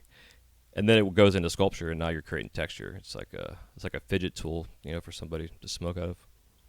Yeah, exactly. I mean, I started off super, I was like, oh, just try this, and that's what I kept finding was like, I just kind of trusted a certain amount of instinct and the style and the intention, and then I kept finding these things, and so I had been doing it for a while before I realized, like, oh wait, these textures have a whole other value that is special to pipe making. And then I now I like collect textures in a way, and and kind of I don't know, it's like when I'm making a piece, it's on a few different levels. It's like there's the visual side, and then I started to think about the pieces like while I was making them. I would try to imagine, like, how does this piece move? What does it eat?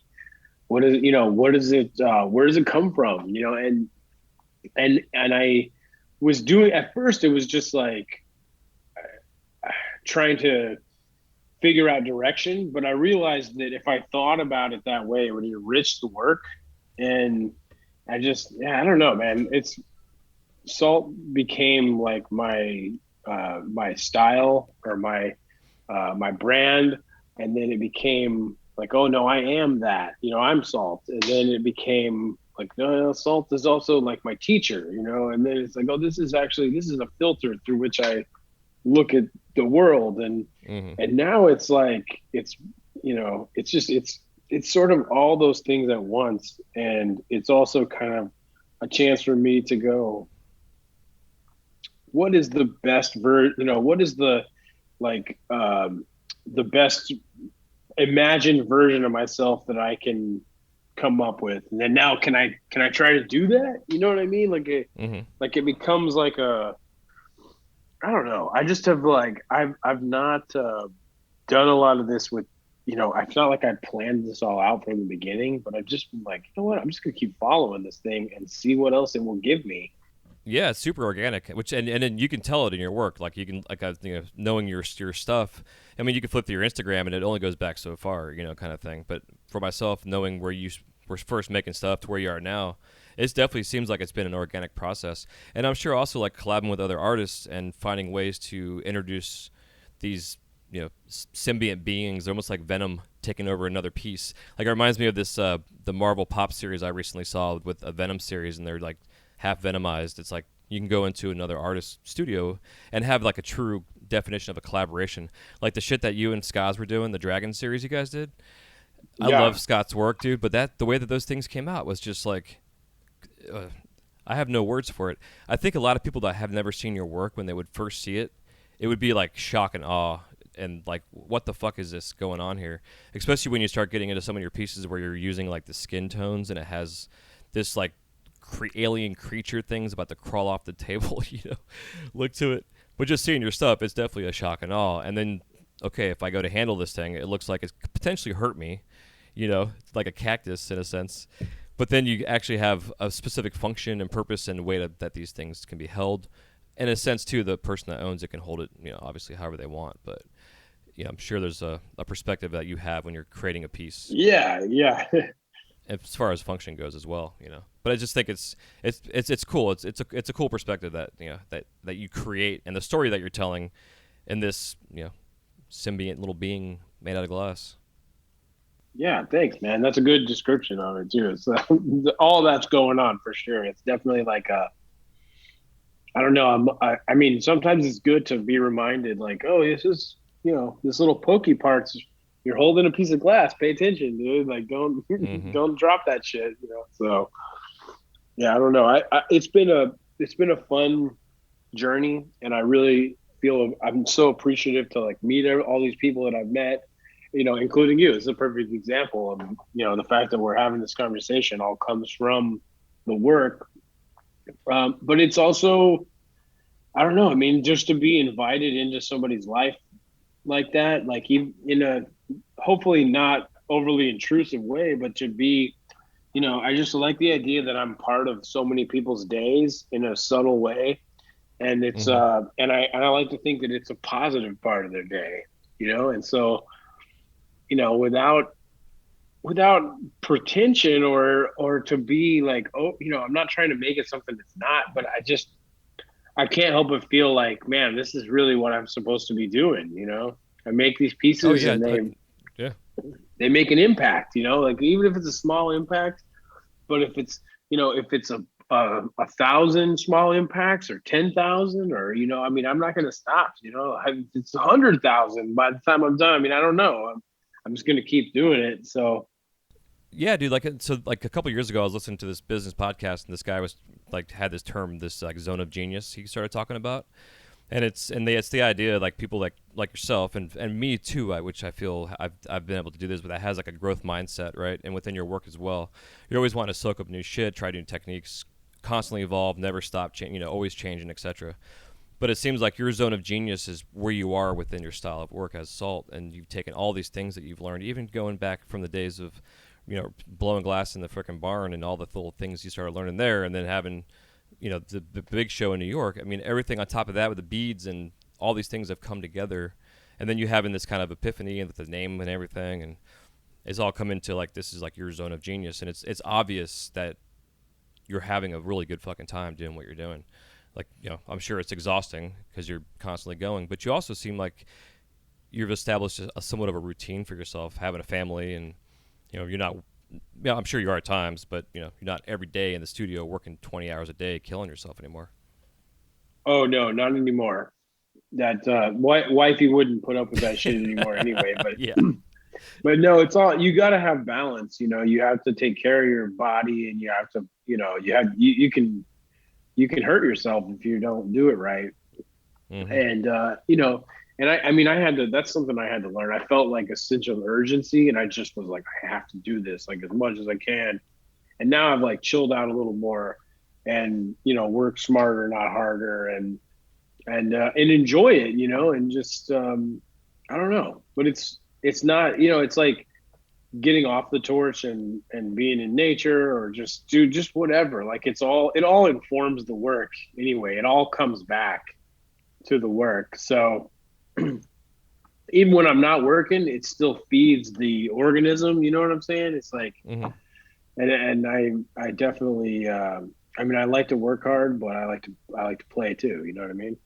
Yeah, man. Yeah, and all the shit you're being exposed to while you're playing, that's the stuff that's inspiring your work. I know that's how it is for me, at least. Like when I'm at Disney, especially, if I need a quick break, I'll just go walk on the park and just kind of soak up the energy of the art and the people. And sometimes I need to get a coffee or whatever. But it's definitely, you're always, again, that whole zone of genius idea where you're just always absorbing around you. A lot of times it's hard to turn that off, even if it's you're not doing it intentionally. It's just kind of absorbing by being in the environment. Yeah, absolutely. Like that auto. autofill where you just the cup is constantly being filled, as Mm, you yeah. go about your life. Yeah. Yeah, man. So, at what point in time then? So, I guess to kind of back up, if you're looking at like gas and the other quote unquote established industries within the glass world or companies or organizations that really didn't have a positive perspective on the pipe industry for the longest time. Eventually, they come around. They obviously see that this growth in color is because of the pipe community, and are pushing the material as far as we can, and also growing it too. Now we're being accepted, and then all of a sudden, next thing we know, you're in Corning.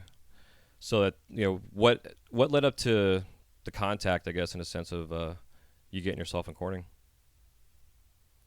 Well, I think that it's of course like anything, it's like a number of things kind of coming together all at once.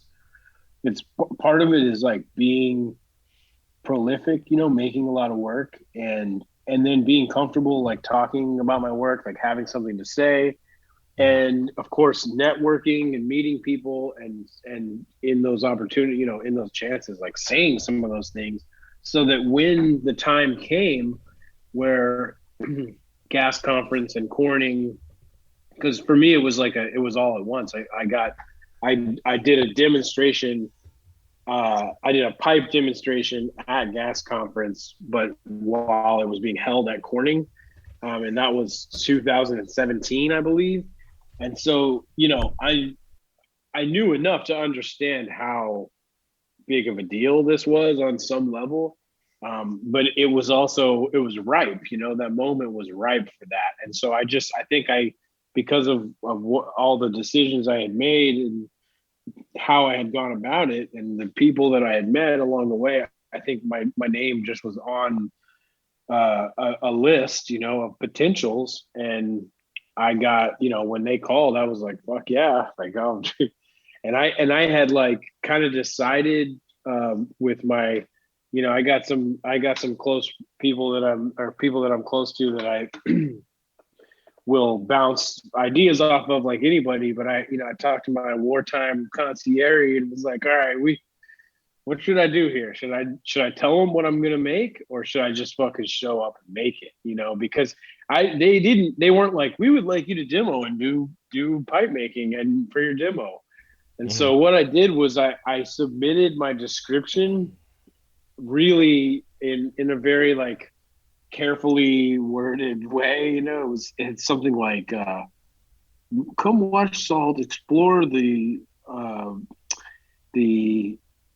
problem solving through a sculptural lens and to figure out like innovative ways to apply plumbing to a piece of glass or so, like whatever it was very like, like what is he even fucking talking about? But Right, kind of vague. what I was talking about, like, because I just thought, to me in my mind, like gas conference has a certain identity, and it's that it's like if you get invited, you're getting invited because you're doing something that is innovative, and it's about sharing that with a wider range of people, because and a kind of like think tank weekend where all these people come together.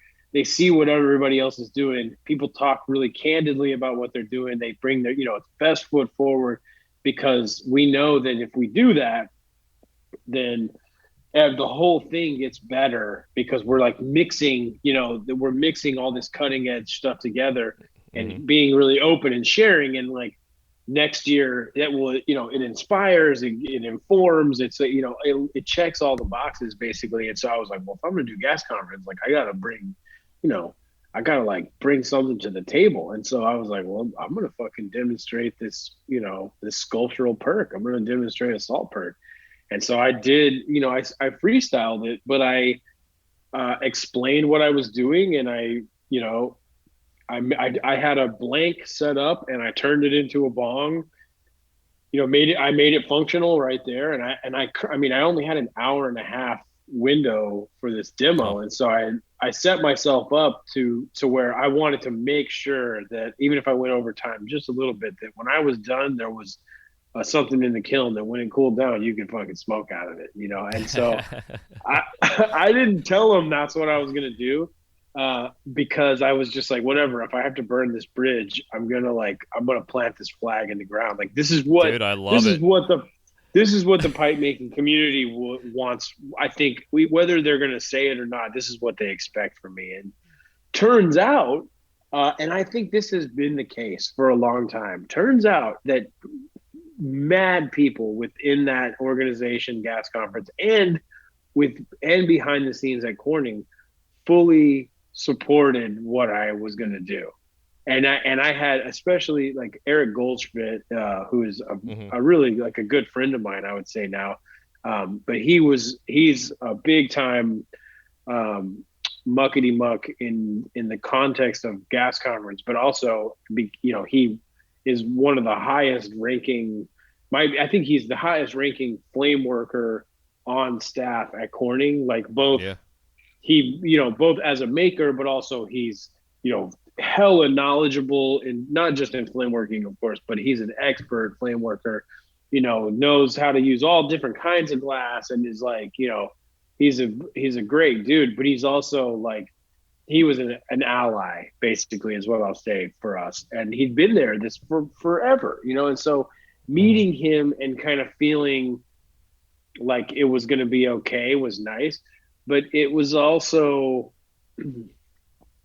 I mean I was very polite, of course. I mean I didn't want to like wasn't trying to come through and put I don't know, set a bad example or be, make an ass of myself or anything. But at the Yeah, same yeah, big time, glass hole. uh, yeah, but I was also like, I'm coming with some pipe. I'm here to talk about pipes, like fucking pipes. The reason I'm Hmm. here, the reason I was invited is because of pipes, because of what I've done with glass in the context of pipes. And so I was, it's being at Corning, I've been there a couple times since then to teach is it's a bit of a walking a line kind of because it's all good, but they know I'm like you can't smoke weed at Corning. You know what I mean? It's Hmm. not you Yep. can't. I don't know. The laws have changed. Maybe you can now. I don't know, but it's not. You can't go there and like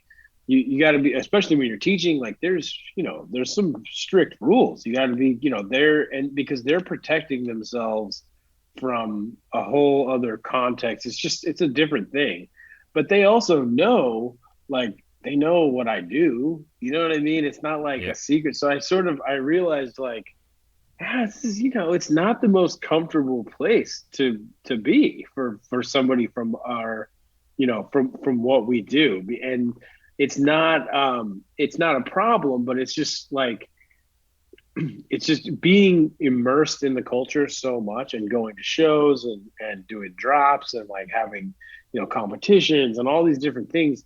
Like I'm used to a certain of things being a certain way, and at Corning like it's a different deal. Like I'm just like one of many super talented people that they have come in. I mean, I'm sorry, I mean, not trying to say I'm like so talented. I just mean Dude, like you're super they're talented. I'll say it for you. well, but what Continue. I'm really trying to say is like, while every time I've taught there, there's been a fucking amazing cast artist and a kiln Hmm. forming artist and a soft glass, like a team of soft glass. But it's Yeah. like they've got, at any given time there are decades of experience in different parts of the glass, parts of different glass mediums in those rooms, and so it just is.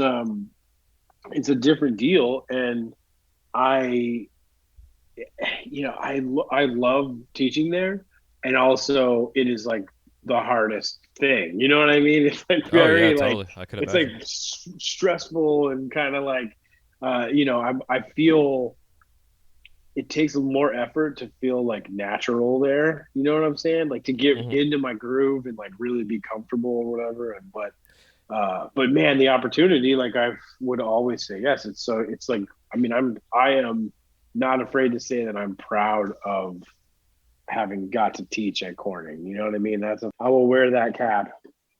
Yeah, it's something like it's a badge of honor in a sense, and the fact also that you're going in there as a pipe maker is groundbreaking. Like I remember seeing like Micah Evans did some kind of video of something in there, and I think he made a bird, I believe. But I was expecting him to make a pipe, and obviously he didn't. But hearing that this was happening, and then you were going to be doing this, and then did it, it was. I think it's about time for one, but it's also just pretty badass that you went in there, and just like was like, this is who I am, and this is what we do, and you were Yeah. set a great example for what we're about. It's Oh, gone from thanks, man. Shakedown Street to I think a community of well-respected, well-rounded, incredible, talented glassblowers, artists in general, and also just great fucking human beings.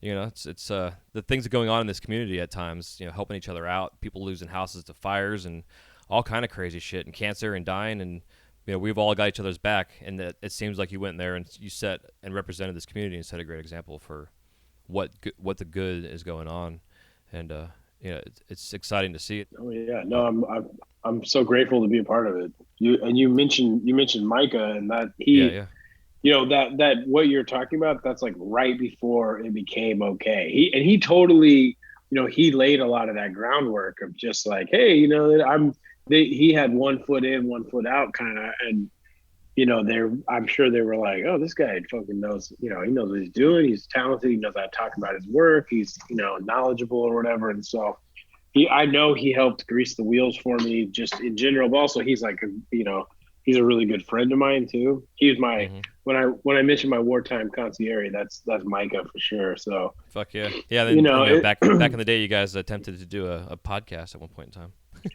we did three, I think was, it's pretty funny. We thought we were gonna like do a bunch of them. That's how I met you. You were like, oh hey, I got Yeah, a podcast too. Like I've been doing it actually for a while. You should be on the show. And I was like, fuck yeah. And then that was what, like 5 years ago or something. yeah, pretty much. Nice. Well, I've just been marinating, dude, just getting the juices all soaked up just to do a better job for you. Yeah, dude. I mean, it's killer because it's your 20th year, and this episode in particular is kicking off season 6 of this podcast. So it's I'm still I'm stoked because you having you on the show for one, but also like just sitting here and I'm just sitting here being part of the audience. Honestly, I've got my questions and I'm trying to answer questions and ask questions. I hope that the audience would want to know, but because I'm like I could start asking you about technique and we could sit here and talk for 500 fucking hours, and not getting any sleep. But we got to I'm get I'm some kind of. I'm sure I'm sure I've answered a bunch of questions that you weren't even gonna ask too. Oh yeah, totally. Yeah, exactly. I had a feeling that was gonna happen. Once you get me going, I can go on and on. It's I'm fully immersed in this culture, and I just really love it too. So Yeah, I can tell, be man. Like careful. I love the passion. I'm the same because like for me now, having worked over at Disney for almost 10 years, like at my heart of hearts, I'm a pipe maker.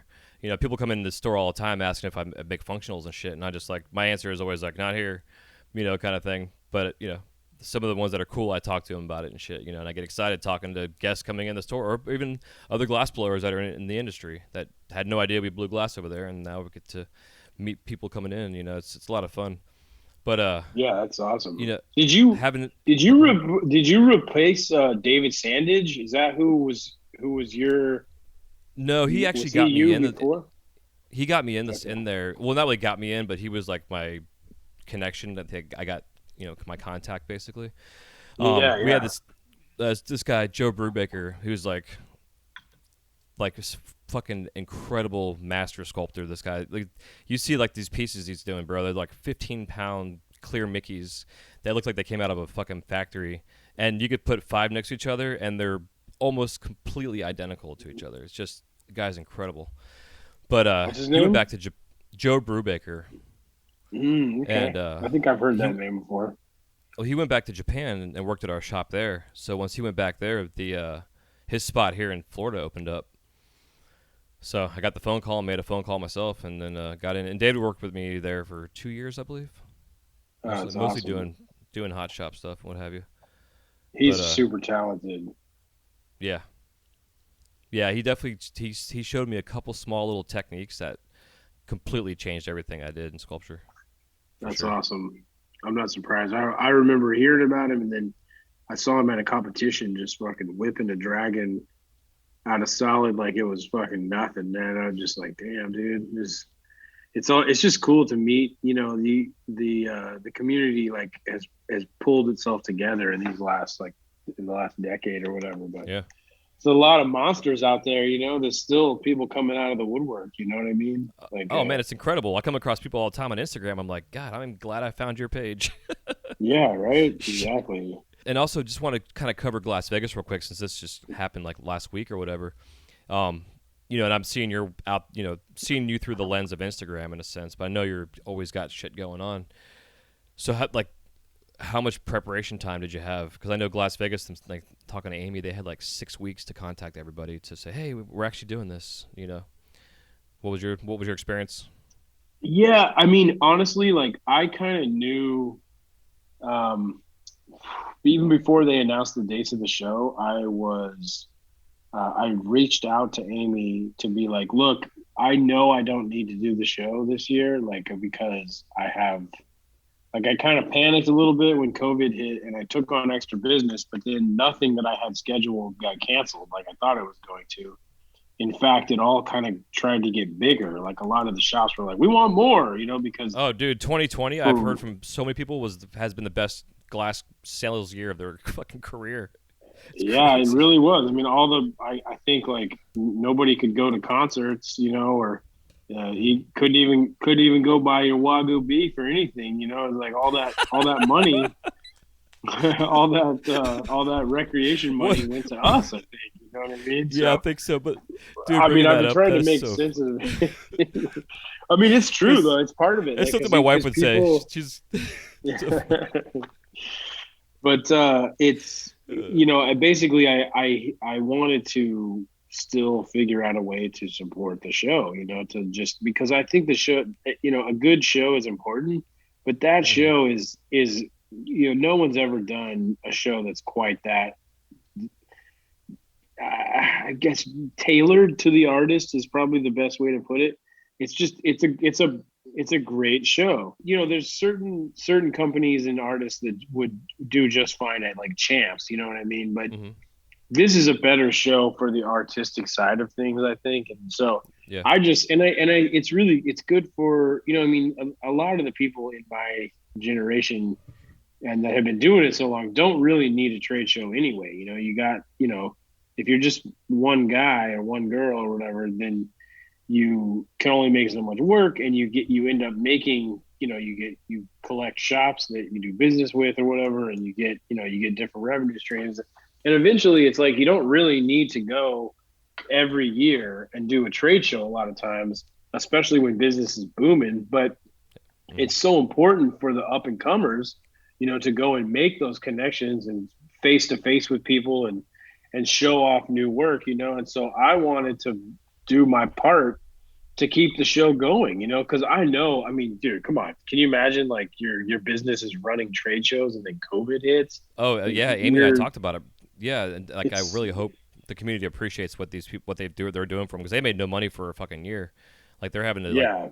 you know bend over backwards and do what they can to get this thing off the going, and not make any Well, money this year either. yeah, Really. I mean, I think they were reinvesting into the quality of the show the whole time anyway. Like I would, I Yeah. mean, I don't know their business exactly, but I got this, it's expensive to run a trade show. And they put a lot of, they got the bar and the fucking tea room and, the different classes and demos and seminars and just, there's a part, they're putting a lot, they understand that like if they make the show really, really good, then that will get people coming back and they can build up momentum. And so I don't think they pulled any kind of windfall. I think they were just to the point where like, oh, this is about to get profitable. And then Yep. fucking COVID hits. And so anyway, I just like to, I don't know. I just like to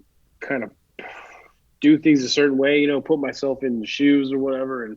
And so I Hmm. had the intention of, even though I knew like I wasn't really going to have a lot of work, I'm going to go do the show I'm going to buy a booth and not go even, and then, I'm a part of this app called Glass Grab, which I don't know if you're aware of it exactly. I feel like we talked about it already Yeah. Yeah. I was once gonna though, I was but gonna bring it up. Yep. Oh, nice. Yeah. So Glass Grab is really coming into its own, and so I was like, oh, I can go with the team. We can promote the app, and then Amy asked me if I would help with the Injured Artist Fund.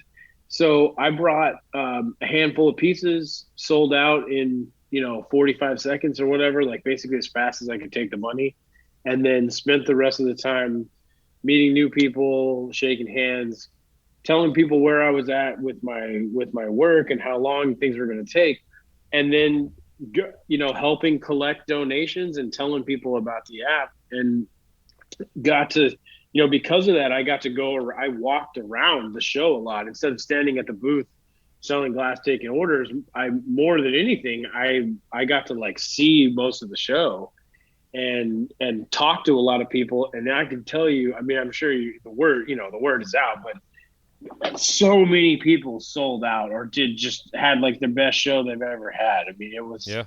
it was intense. I mean, and there were, the truth is too, there were a lot of artists that weren't there.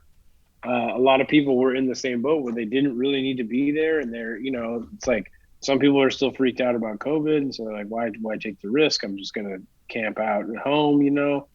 And I so there was less work in the room maybe than there normally would be, but I'd Hmm. be damned if there wasn't more money than there usually is too. I mean, there was big amounts of money changed hands in that first like 45 minutes of the show, like on the preview night. Like I guarantee you, 90% of the business was done like already. I mean, so many people sold out, and because the shops they're selling the work. I mean, I've seen Yeah.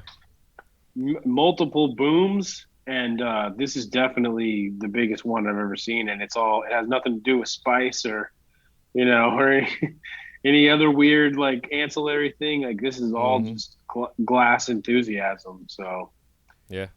Yeah, and yeah, it fucked it's up though. pretty Talking about the cool. spice, I bring it up all the time, man. Like that time period, it was killing people, and gave these smoke shops a chance to spend the money on that first bubble. Where people were selling just crazy showcase heady pieces to the shops, and the spice paid for it, and then it all went away. And fortunately, they were still buying our glass.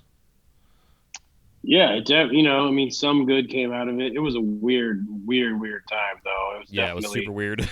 Yeah, it's a good at way to that put it. point I was doing the big show. I was working as the artist liaison for the Galleria, which was like a part of Big Show that was all Hmm. about showcasing artists. And I remember the first year that we did the show, um, it was a huge learning experience, but that was like when the spice was booming. And I watched some brand new shop come through and spend, you know, 75 grand like it was fucking $20 or something. They were just like, oh, I'll take these two Mickelsons, and I'll take one of these and one of those. And it was fucking wild, man. It was definitely like, I didn't know what to think. I mean, it was definitely like, oh my God, like where's this money coming from? And then realizing where it was coming from Yeah. and kind of feeling, mixed feelings. And then as fast as it was out, it was like, it was gone, like almost immediately. It was like so controversial or whatever. So Yeah, yeah, it was definitely a strange time. But hey, we can look back on that and see where we are now, man. And things are looking pretty fucking amazing.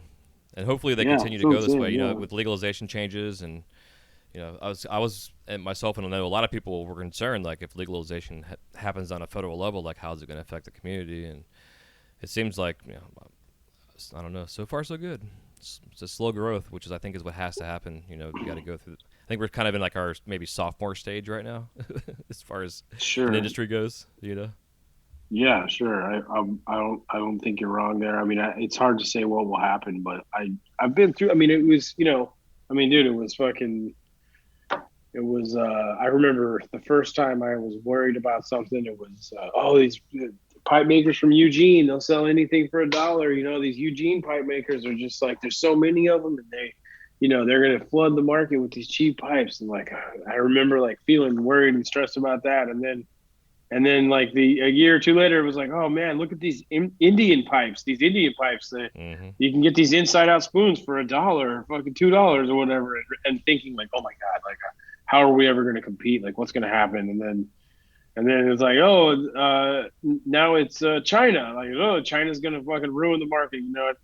I don't know, man. Every one of these things has come and gone, and I think legalization is not. It hasn't fully happened, but I can remember being worried, like, what will that mean? Mm-hmm. I don't. I think all of it has actually expanded our markets. I really Yeah, I think, agree. like, even China, it's like, dude, in the beginning you couldn't buy a glass pipe for $10. Like, there were no options, and Mm-hmm. then China came around, and now there's, you can go in, and instead of buying a metal pipe, you can start with a glass pipe, and get that experience. And then some of those people are never going to buy another one again, or only buy the cheap one. But some of them are like, well, what's up with this other section over here? Oh, this is locally made. Like, I could spend, you know, $40 or $50 and get it there. Like, okay, I'll do that. So I think it has expanded the market, and I think that that's probably what we can expect from legalization is a maybe an expansion of the market that's beyond anything we've ever, imagined or dreamed of. I mean, Mm-hmm. No, I totally agree completely. I mean, it's not too hard to imagine how if the government says it's okay, then maybe some people will be like, "Ooh, I want to see what's going on over here." Yeah. It feels like it's already happening, but Yeah, well, like you brought up um, the carb caps. It's like as things evolved inside the industry, going from flowers to bubblers to big bongs and shit, and then getting into rigs, and then now it seems like it's everything. You know, the yeah, the small little like boutique industries in a sense within the community, from the carb caps or the dabber guys or the dish and dabber, like back when there were titanium swings were being made. Like all these oh things yeah, that even just the dab culture evolved. And then you get into some of the electric devices that are out there that are having glass pieces made for them and stuff. Puffco, for instance, was one. There's a lot sure, of little sub kind of niches going on, and it's pretty cool. And I think the trick to all of it is to keep focus on you and your style, but also paying attention to what's going on around you and absorb it and evolve lines here and there. And just kind of do what you want to do and make what you want to make, but evolve it as you're going along. Like your stuff, you started getting into the rigs, so then you reinvented the wheel in a sense and came up with this whole new concept of function, which is genius, dude. Like, I mean, completely conceptually wise, and it's like just function is it's pretty amazing that you can hide that inside of a sculpture. It's pretty thanks. rad. Yeah, yeah. Well, I mean, all function stems from scientific. Like, that's Mm-hmm. the Yeah. origin point. It's like the DNA of functionality stems from that origin, but that shit just didn't work for me. And so I was so excited because I was like, dude, this is like new DNA. Like, this is a completely different seed jumping off point, and it lets me, focus on the aesthetic and not sacrifice for a function. In fact, the function becomes a part of the aesthetic. So, Yeah. Exactly. again, I'll just go on and on. Sorry, dude. I'm Yeah. just, No. No. um, It's cool. I think it's great, and it's also then inspired other artists, and that's what I wanted to talk to you about too. Is like the biting concept, and I from what my perspective, I see of your work is you have innovated a lot in this industry over the years, and there's people out there and artists that start off and tend to copy other artists, and eventually they find their own little voice and they do their own thing, but they learn by copying somebody else. It's those that I like that copy and then they do their own thing. Then there's the biters out there, etc. yeah, But like you're inspiring people, obviously. So like, what's your feelings on that whole inspiring, but also the biting, quote unquote, people? So I'm totally fine with people using, trying stuff to learn. Like, that's like, to me, that's especially if you're not selling it. Like, of course, I don't care. Like, it's all, more power to you. But Mm-hmm. and then there's, selling it for a while maybe, or selling a few things, which is it's fine too. I think that there's a way to be inspired and to do it that's right, and there's also like some annoying shit too. I'm not like, I'm in touch with how these things make me feel, and I try not to like let things bother me overly. But I'm also like, I'm not afraid to be like, you know what, I don't fucking like that. Like, I don't like the way you did that, or the way you don't, not giving me credit or use. I mean, one thing I really Mm-hmm. don't like is for people to make a piece and call it, like, say, a rip curl, because Yep. that's not just using my style. That's like you're taking my marketing. You know what I mean? You're taking my Oh yeah, totally. that's that's not a rip curl. Like I make the rip curl. That's like kind of part of and that's I mean I it wasn't on accident, but it happened very organically. But it's like it's called they're all called the salt perk, and it stands for sculpturally applied linear tube. But it's also a way for me to kind of go like, look, I want to share this, but also like I came up with this. Like this did Hmm. not exist, and now it does. And I know I'm adding to the realm of possibility. Like I want that, but I think credit where credit is due, and I try to make sure I give people credit. And I've definitely not pitched a perfect game on that. Like I forget sometimes, and I try to like it's ongoing. But I also think there are people who, they let people. I mean, I all the like every month, every week, sometimes even like I get somebody hit me up, be like, "Oh yeah, I got this piece from you," and then I'm like, "Oh yeah, that's not my work," and they'll be like, "Man, that sucks. Like the guy told me it was, or the shop told me this was your work," and I'm like, I don't like it that someone who was misled on. There's the Hmm. level of the customer, like I would protect those customers as much as I could. I don't, sometimes I have no power over that shit, but that's not cool. It's like Yeah, it art fraud sucks. is not cool. Yeah, fuck yeah.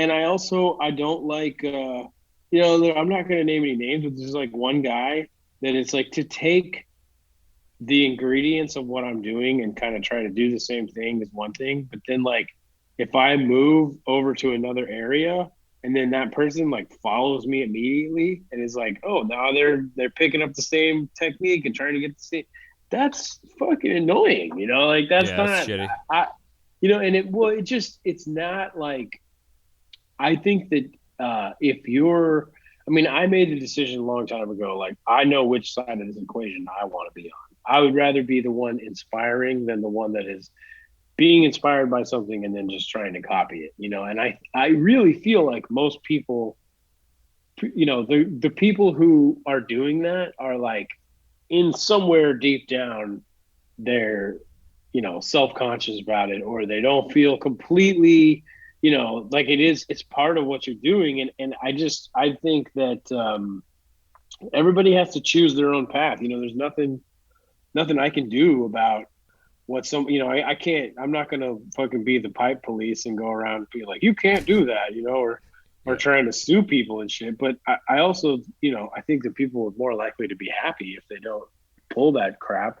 And I'm a human being. Like I don't like feeling like I'm being taken advantage of. You know what I'm saying? And so Hmm. where that line is drawn is such a personal thing, and it's very different for every situation, and it's very the line moves. And um I try to like however something makes me feel, I just try to like feel it and then let it go and fucking move on, even if it's negative. Or if I feel like less than sunshine and fucking rainbows about it, like I just process it or whatever, and put it into the work. And then when the chance comes to say what I think about it, like right now, I give my opinion, and I hope that it influences people positively, and ultimately like in that direction of what, find your own thing. Like don't if you have something that you've innovated and you see somebody knocking it off, I think I know how you're going to feel about that. You know what I mean? Whoever you are Hmm. out there, and if you're doing it, it's not. It doesn't feel good. It's not a warm and fuzzy feeling. It's not. I mean, I get it. Like the highest form of flattery and all that, but that's different than like someone building an entire career and like kind of feeling like they're following you around. That shit sucks, man. And so I don't know Yeah. if you can bring yourself to not do that shit. I highly recommend it.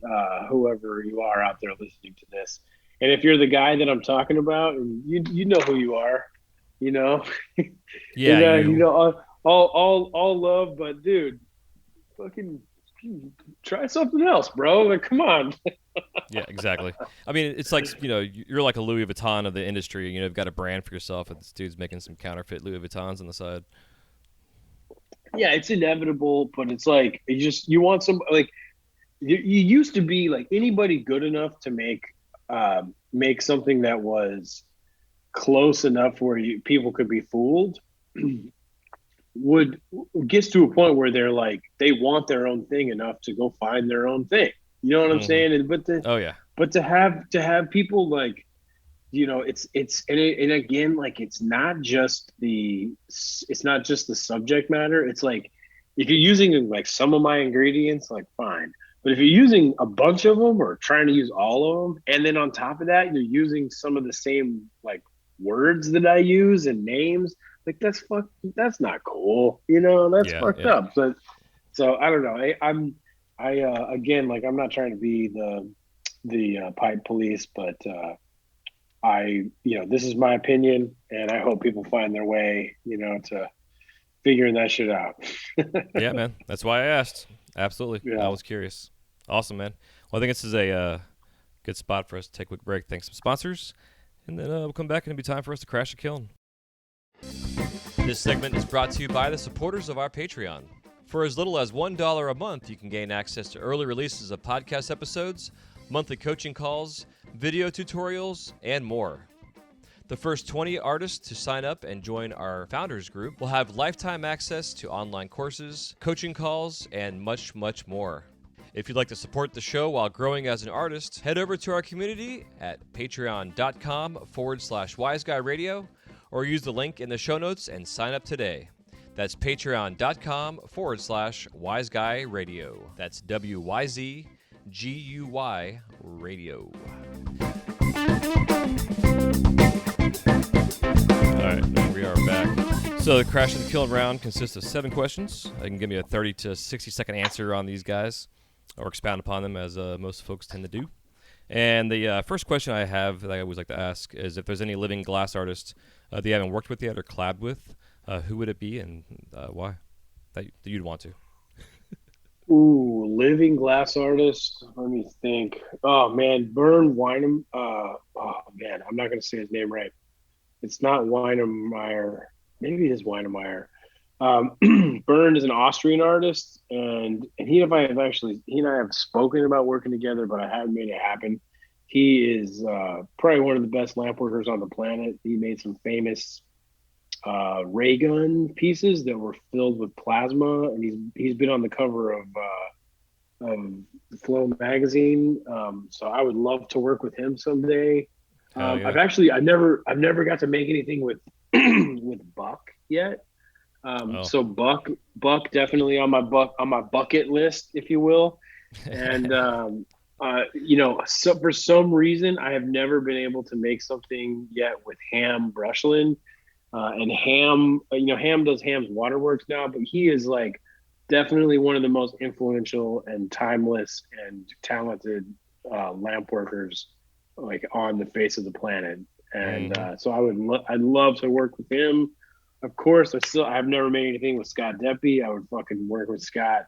And I believe that these things are going to happen. You know what I mean? Like I'm on a long enough timeline, the opportunity will arise, and so I'm trying to manifest, but Oh man, I hope it happens.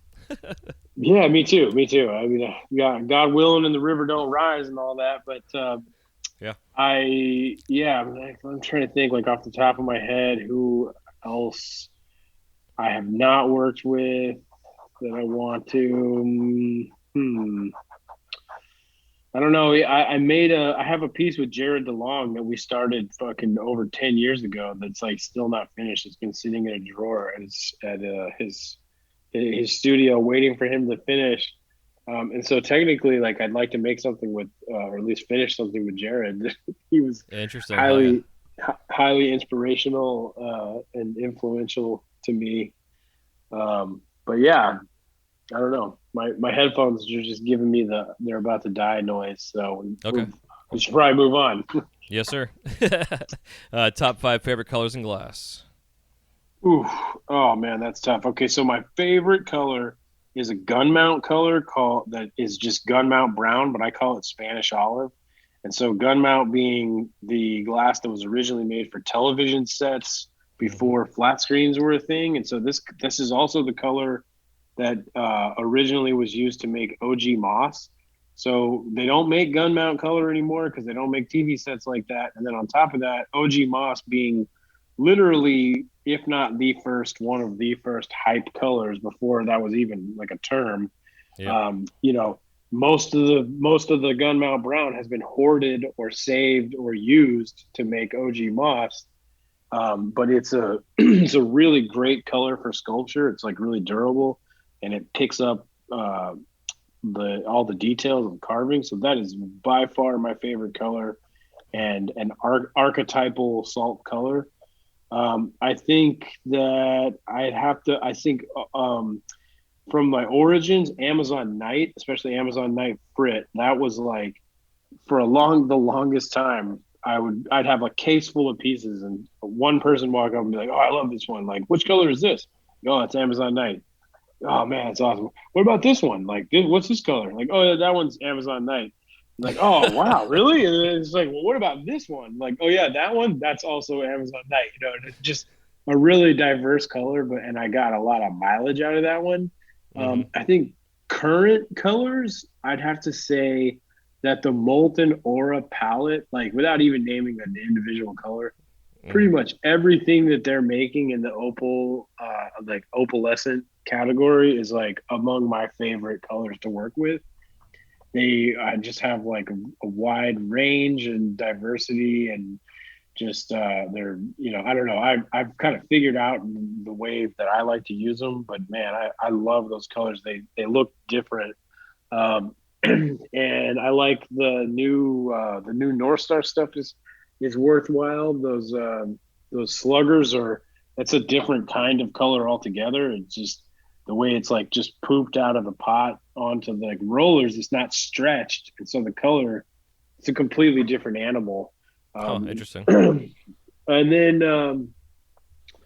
I mean, I have to mention also the gunmount yellow. That's what I used even before the brown or any of the other ones. That's what I started using for teeth at one point. Actually, my buddy Voorhees put me on that it was a thing, and I went and got it, and that color definitely changed my life. And then from I don't know. I've probably named more than five already, but I mean, I've always been like closely tied to Glass Alchemy. They Mm-hmm. made the best color for so long, and they still make some of the best color for sure. But I man, I'm in love with all of the crayon colors that they put out when they reformulated those crayon colors. I did the NeoCAD show, which was like a showcasing of those colors, and I made like a huge amount of work, like 10 pieces with each color, and Yeah, man, it this was so whole cool. presentation.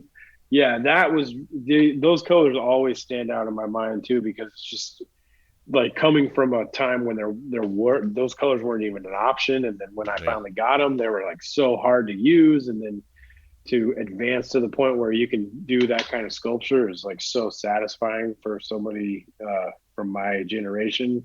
Mm-hmm. And then I guess last but not least, I'd mention Origin. Oh, Origin. Oh, you're good. oh, I think I just lost my headphones. It's Can you okay. still I can hear hear you me? fine. Yeah, I can hear you just fine. Okay. I'm gonna hold on. I'm gonna put it on speaker here. I can hear better. Okay. Here, say something. You there? Oh yeah, much Hello, better. hello. Okay. Yeah. Oh, so the last color I wanted to mention was or colors, I guess, is cotton candy and blush. Those Okay. are the two. There's no other pink that is like truly usable, workable the way that is. There's a few other, there's some pinks out there, but that one, the cotton candy and blush are the best. And so I use them on, I use one or both of those colors on like every single piece I make, because of the gums. Mm-hmm. So those are my Yeah, blush top is awesome. 12 colors there. Hell yeah, top 12. I love it. What is your worst injury in the studio? Oh shit! My worst injury probably I backed into a fully ramped up furnace one time and like Mm. smashed my calf against it, and had like I think it was probably close to 12 inches long at the longest point, and probably 3 or 4 inches wide burn on my calf. And I did that right before an event that we were having at the studio called Armadillo Art Glass Initiative. So I just Mm. remember walking through. We had it was Snick and I had the studio called St. Elmo's Fire back in the day.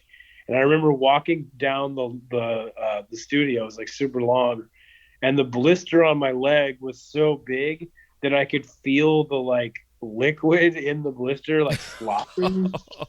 Like I had Oh God. like a tide. There was like a tide in my leg. Uh, that's probably the worst overall injury I've ever had. I kind of, as much as I work and it's kind of, I get a little wild sometimes, just like, just fucking moving fast, thinking fast. And so I've Mm. been fairly lucky. At any given time, I'm burned in like one spot or another. So Mm. Yeah, exactly. knock on wood. Yeah, yeah, same here. I got you. Fuck yeah. When you're in the shop, do you listen to the radio, watch TV, or do both? I tried TV when I moved to where I for the longest time I had a studio space with a lot of people, but eventually I moved into my home studio, and so I used to have a TV out there. But to me, TV is like too much stimulation, and it's also because it's visual. It's like it's a distraction. And so because I would like come home and just like make a pendant or whatever at night in my home studio when I had both, and so that was different. I'd like watch Family Guy or whatever, just like put a movie on Mm-hmm. that I already seen. But I find that to be it's counterproductive for my workday. So now I do either music or sometimes a podcast, but I've been also on the audiobook tip for a while. And Nice. so sometimes it's like for, just pleasure reading or pleasure listening. Obviously, I'm not reading it, but, like books I enjoy. And or I also like, sometimes I'll pick a subject matter and listen to like a technical book or not a textbook necessarily, but more like a well written kind of treatise on a subject or whatever, and so I'll listen to that, and then I switch back and forth between that and music, and sometimes I use headphones, sometimes I also have a Bluetooth speaker or two. So it's all about like variety for me. Yeah, for sure. Yeah, and isn't it awesome though, man, that you can like work and be creative and also like get an education, while you're doing it. It's a Seriously. blessing. And man, with the audio book or a podcast, really more the audio book, because podcast can kind of be like stopping and starting and like a little all over the place. Mm. Um, but for some reason, with the audio book, no matter the subject, it really gets me into the flow state or where I'm just like something more than autopilot, but less than um, like fully, like the day just melts away. You know what I'm saying? Like Oh and yeah, totally. Yeah. it's like you're next thing you know you're 15 cycles in, and it's like hours have gone by or whatever. So Yeah, you get like into like the spiritual realm space. I know there's been yeah, times where I've come back from it. I'm like, whoa, shit! I'm actually in my studio right now. yeah, They got absolutely. to kill him It's full of like stuff. it's just enough stimulation to keep you interested, but not so much to distract you from your work. Yeah, exactly. Yeah, yeah, yeah. I agree. I've listened to a lot of like just bullshit stories. Like I did a whole series called Vampires, and they were vampire pirates was like the whole gimmick. But it was just like this silly storyline. But I got immersed into it, and I listened to it over like 3 weeks, and just cranked out a massive order, and was also like super creative during the process. Yeah, It's fun. yeah, it's awesome. I know exactly what you mean. It's the same for me. It Yeah, it's killer. works. Yeah. So speaking of your workday, I wanted to ask you earlier, like being a family guy, and now that you're really speaking of family guy, and you know, you're you're at a point in your career where you can pick your own schedule in a sense. I know you got lots of orders to fill here and there, blah blah blah, doing shows, doing charity stuff. I mean, you're a busy fucking guy, but you got a balanced, somewhat schedule. So like, what's your daily routine looking like? Well, it depends on the day, and it's very, my deal is I'm kind of like there's a little bit of freestyle worked in, but essentially like I wake up and get my kids going, get them fed and clothed, and make sure that their noses are wiped or whatever. They're a little older now, so it's definitely gotten easier. But get Yeah. them squared away, and then I take them to school usually. Although once a week, I go in. I'm real good about like taking care of my body, at least something every week, whether I'm getting acupuncture or chiropractor or like massage, and I try to like walk and work out. Although I definitely let COVID like fuck my schedule up on that one some, but I Yeah. try You to and me both. work that in, and so at least one day a week, my wife will take them to school. But usually I take them to school in the morning, and then I come back and I get started. I use mate instead of coffee now, which Nice. I've gone back and forth, but I really like the mate. I do too, Uh, man. It's a good caffeine level, and it doesn't make you crash afterwards. yeah, so It's absolutely, it's nice. a No clean, jitters. clean burn. Yeah, and also shout out to Yerba Star. That's my buddy Blade and Adam Grafus, Sweater Kingpin, and Blade. Sean Blade used to be.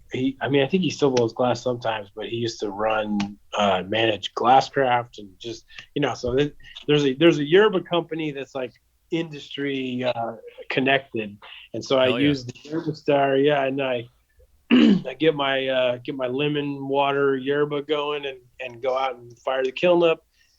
And a lot of times I start with the warm ups pieces, or I'll do dabbers sometimes, or pendants, or turp pearls are great. Other little things, or just like prep work. You can always like I always need more pink prepped up, or tooth material, or making tubing, prepping color for pieces or whatever. So Hmm. I'll kind of warm up, and then I get it going. And I like to, it's not the same ever, but sometimes I'm working on a big piece or two, things that will require like 100 moves or more, but little bits at a time. And so I'll work on one and put it back in the kiln and bust the other one out. And sometimes I'll have like a medium piece or a small piece, dry pieces or bubble caps, anything. Yeah. And sometimes it's just a big piece and a bunch of I'll do a big piece and then make like three little things or two, depending on like how long they take or whatever, just to give it the full reheat.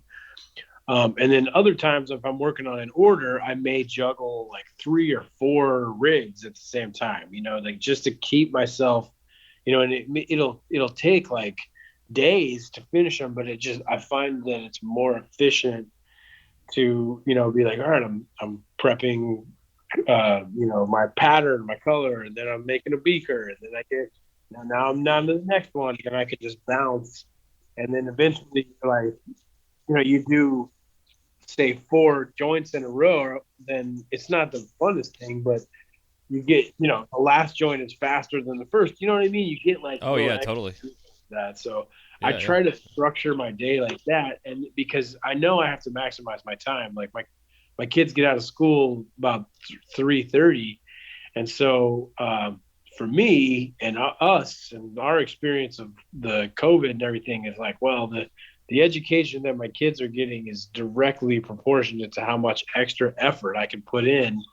So when the kids get home, usually I knock off, they go in, get them all snacked up and happy, and then we do some homework. We like either reading or math or whatever, some writing. We try to mix it up, and then if I'm on a deadline, a lot of times I go back to work after that until dinner, or sometimes we'll play games, or I do like baseball with my oldest, and then my youngest actually breakdancing. So we just Hell yeah. try to like get some time in, like kind of scheduled, and then I either go back to work until dinner time, or after dinner I will go back to work and shift again, and just kind of get it in when I can. And then every once in a while, in a blue moon, I get to I get like a day or two in a row where I'm uninterrupted, and I'll go in there and crush like I'm a young man again. I was in my Hmm. 20s. I'll put in a 15-hour, 16-hour shift sometimes, and just do it as long as I'm feeling good. You know what I mean? As long as I'm still enjoying it and not hurting or whatever. Yeah. Oh yeah. I know those days. So it's a little structure and a little freestyle Hell yeah. and a lot of little bits of everything mixed in, and that's then there I'll be like, I'll come in for lunch, and my wife does the photography, and so she'll be here. She also does the books too. We run the business together, but I'll come in, eat lunch. We'll sit down and like do paperwork on things that she has just shot, that are finished. And so in that process, I'm signing and dating everything, and then she's writing down all the colors. And so when we go to make an invoice, she has all that information right there, and it's all like, it lets us like keep track of everything, and it gives me like another chance to look over the piece and make sure there's no like cracks, or you know what I mean, like make sure there's Oh no yeah. like, I gotta, oh, that tooth is too sharp, gotta polish that or whatever. And so that's a fairly accurate description. And then Mondays are different than Fridays. You know how it is, dude. You Oh get yeah. Totally. Yeah. Yeah. you get the little routine, but Yep. I always take Saturday off, and now pretty much I always take Sunday off too, for family stuff, and still got to mow the lawn, take the trash out, polish the Mhm. doorknob, clean the bathroom. I haven't heard someone say polish the doorknob in a long time, dude. That shit's hilarious. Hopefully soon my boys will start polishing doorknobs for me. I'll have to Hell do yeah. it.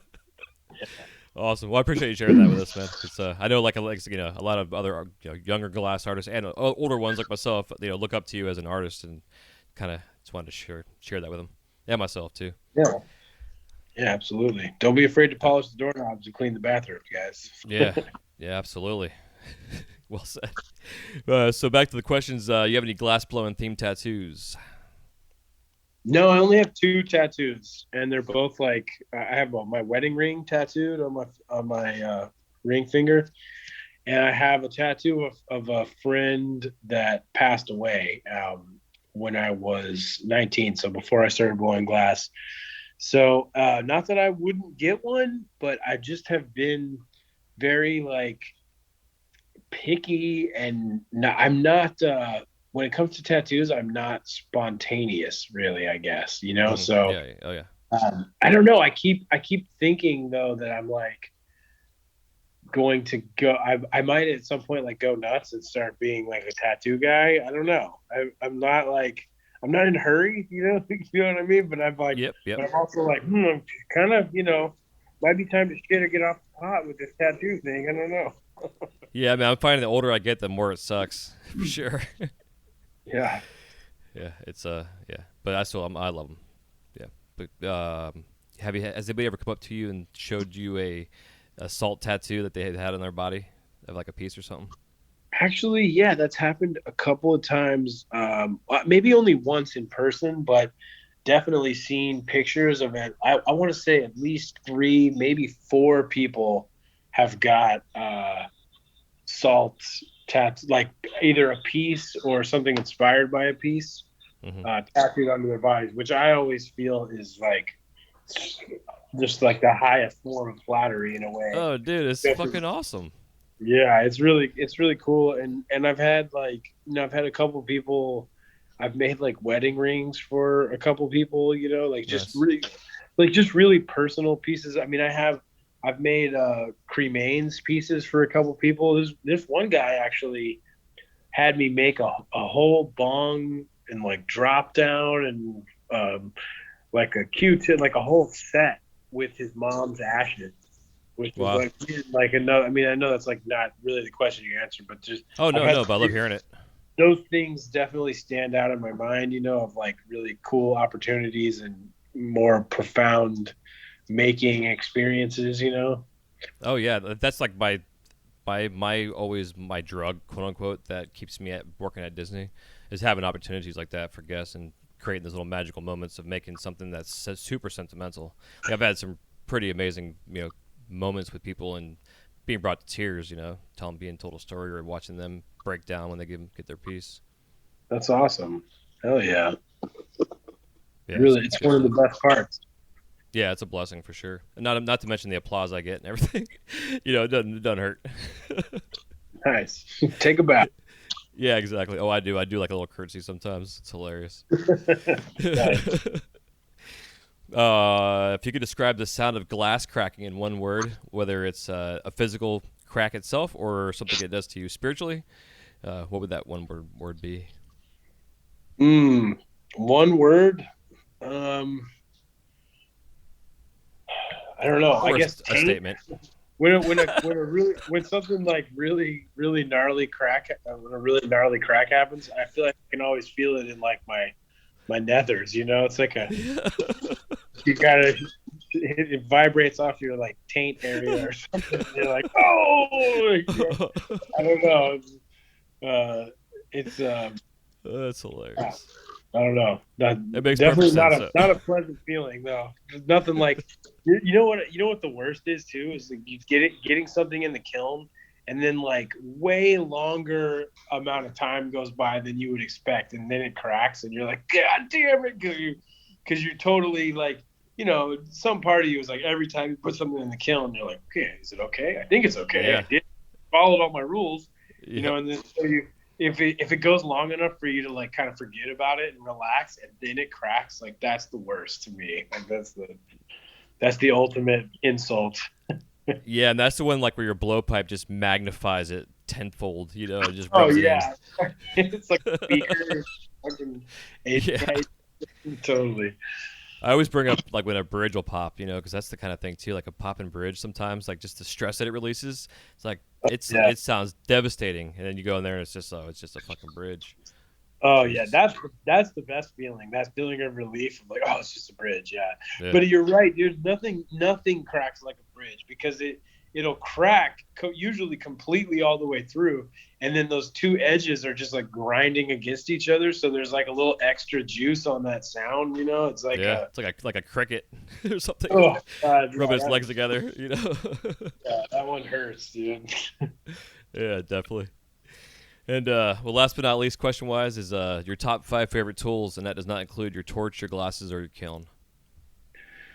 Oh, so my favorite tool would definitely have to be my carving knife. Because that's like it's a touch. I touch every piece with it for sure. And I have. I use the tungsten pick is also really important to me too. Tungsten is just a really unique material in terms of tool wise. Mm-hmm. So those are probably top two, and then I have, let's see, like I use a Sophietta, but I use it like not necessarily like a traditional Sophie. So that tool is important. Um, what's really important technically for me is the Fire Kiss necking tool. Those the double wheel things. That like that Yep. lets you neck down something really smooth. I use that shit all the time. Nice. Let's see what else. Probably, I guess my paddle. I don't know. I mean, it's a reamer paddle. I got a little pencil reamer that's like, I have probably like a dozen tools that I touch almost every piece with. Mm-hmm. So Yep. yeah. But those are my top five, I guess. Hell yeah. Yeah. Yeah, good shit. Yeah, I was just kind of curious with the sculpting. For sure.